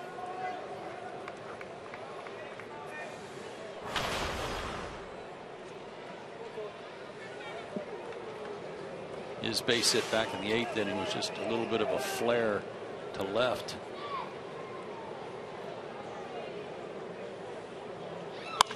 Base hit right field on the first pitch. Spangenberg scores. Upton's around third. He's going to come home. The throw is cut off. And Yangervis Solarte has singled home 2, and the Padres have a 2-run lead. Good idea, bad execution. Went for a breaking ball, hoping he'd hit it on the ground somewhere, but it was a hanger right in the middle of the plate. And he has come in, Solarte, beginning the 8th inning, and he's gone 2 for 3, and he's now driven in the go-ahead runs. So it's 6-4 San Diego, and Will Myers bats. They're looking for a little more insurance. The guess is Craig Kimbrell is up now, and outside.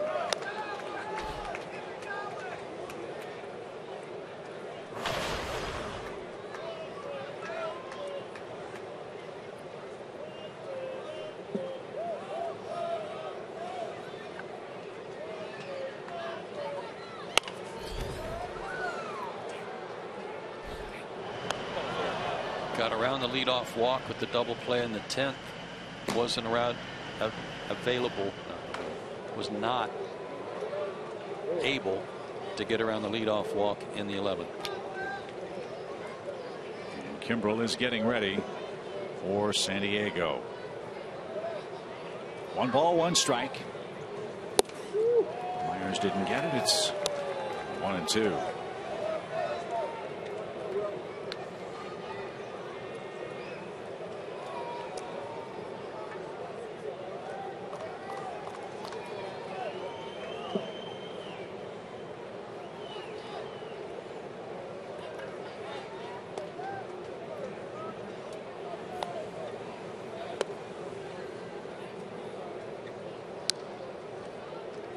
Three in the 8th, 2 in the 11th for San Diego.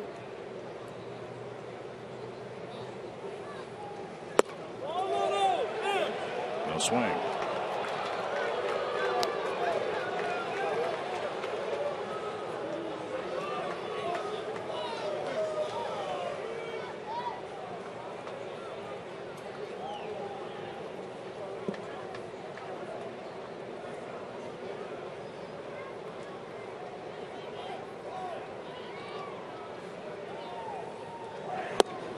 Strike 3 on a breaking ball. Myers took it.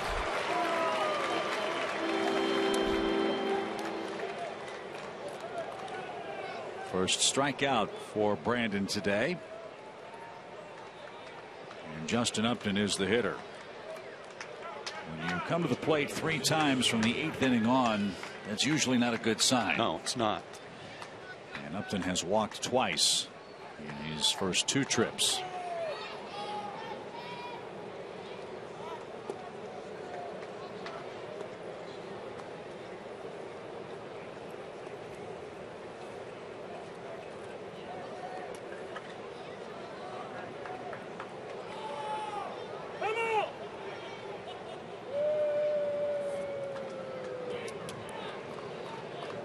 Kind of typically part of an inning or a full inning. There might have been a game or 2 earlier this year. He went multiple innings. But this is his 2nd inning of work today, and the first time in a long time he's done that.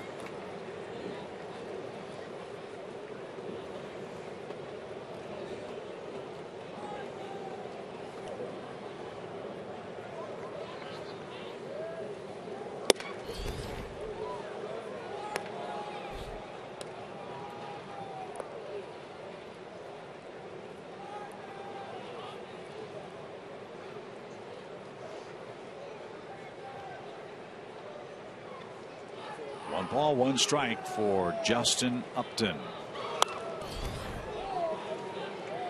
It's now 1-2. In the Atlanta 11th, Simmons, Bethancourt, and then we'll see. Well, Justin wants to swing the bat. He wanted to when he pinch hit in the 8th inning with runners aboard and drew the walk. He didn't get anything to hit against Evelyn there. Walked on 4 pitches. So an opportunity here to do some damage, but doesn't. Kniff strikes him out. Back-to-back strikeouts, but not before the Padres cash in 2 runs on 3 hits. And that all-important leadoff walk. Last chance for the Braves, 6-4 San Diego.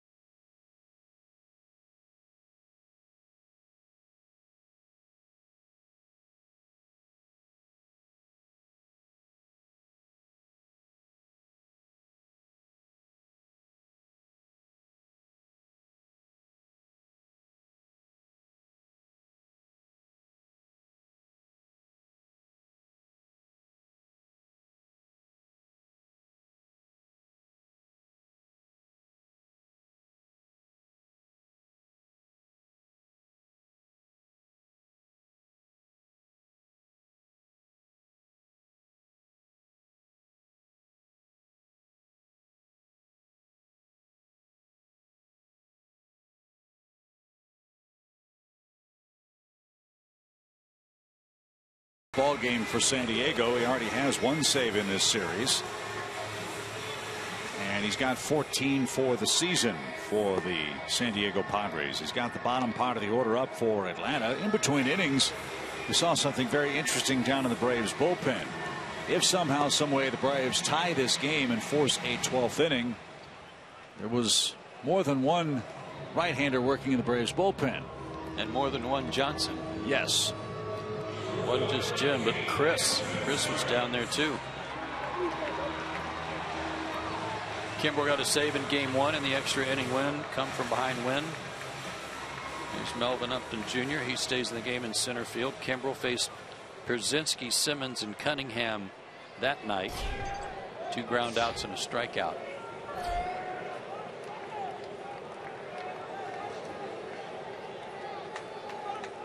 So Simmons, Bethancourt, and then Johnny Gomes, we presume. We'll see. A strike.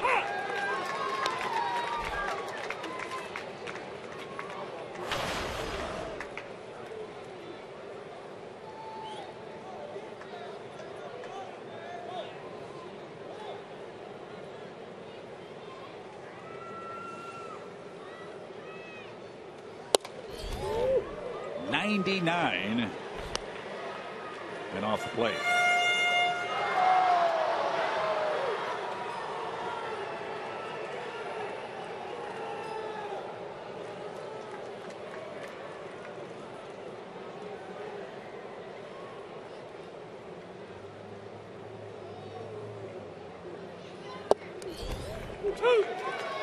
One ball, 2 strikes.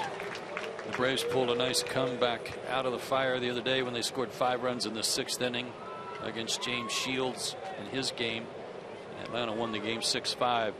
This would be a darn good comeback win for the Padres too, and it looked like Tehran was in control. To short, Amarista charged. Gloves. Throw high at first, but Alonso got down to the bag. Ooh, Amarista almost made a big mistake. 1 out. Didn't throw on the run, got his feet under him, and almost threw it over Alonso's head.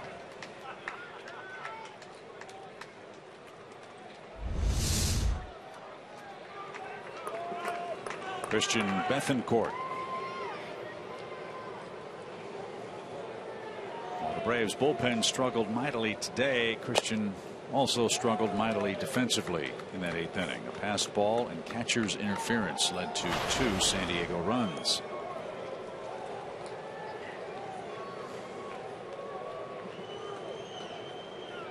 And what was a bright sunny day is starting to cloud up as the cloud cover moves in from the northwest.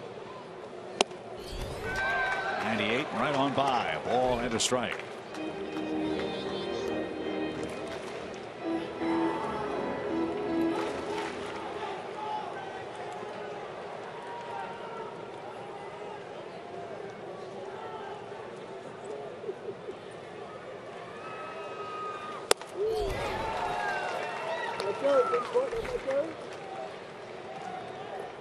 Hard to catch up to 98 up that high above the letters.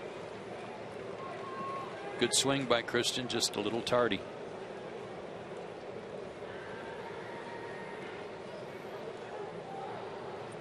One-two pitch is outside. We've talked about it a couple of times.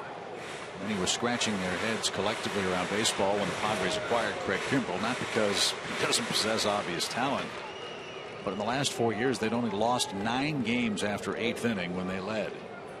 9 in 4 years. But he has certainly lengthened and deepened their relief corps. We saw that today. It was a big advantage that San Diego was able to employ in Game 4. Yeah, their bullpen's deep. I mean, they sent Quackenbush out today. A pretty good indicator to you when you add a roster player, a position player, and you send out a reliever that you're confident that the guys you have in the bullpen are able to do the job. 2-2. Strike 3. 98 easy gas at the knees, and there's the second out.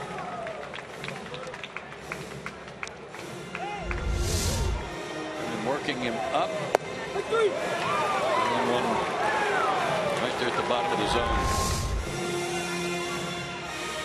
This ought to be a fun matchup. Johnny Gomes loves the fastball. Figure he'll see a couple. See how he fares with Craig Kimbrell. 6-4 Padres. Braves down to their last out.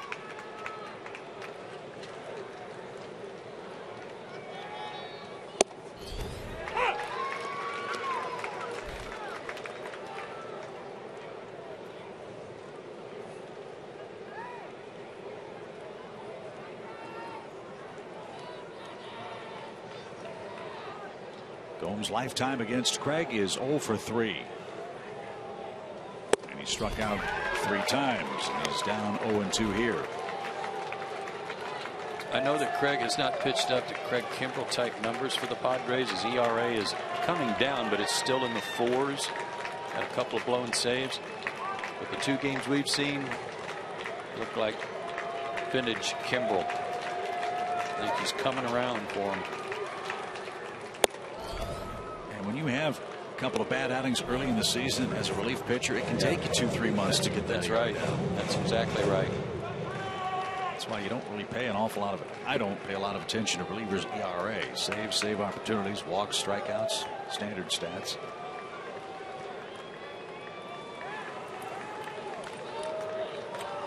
One-two count. Strike 3 ends the ball game, and the Padres got 3 in the 8th, 2 in the 11th. The Braves bullpen faltered mightily again, and San Diego's able to salvage a split in the 4-game series. Thayer beats Kniff, Craig Kimbrell's 15th save, and Atlanta disappointed 6-4 in 11 innings. Back to recap it after this.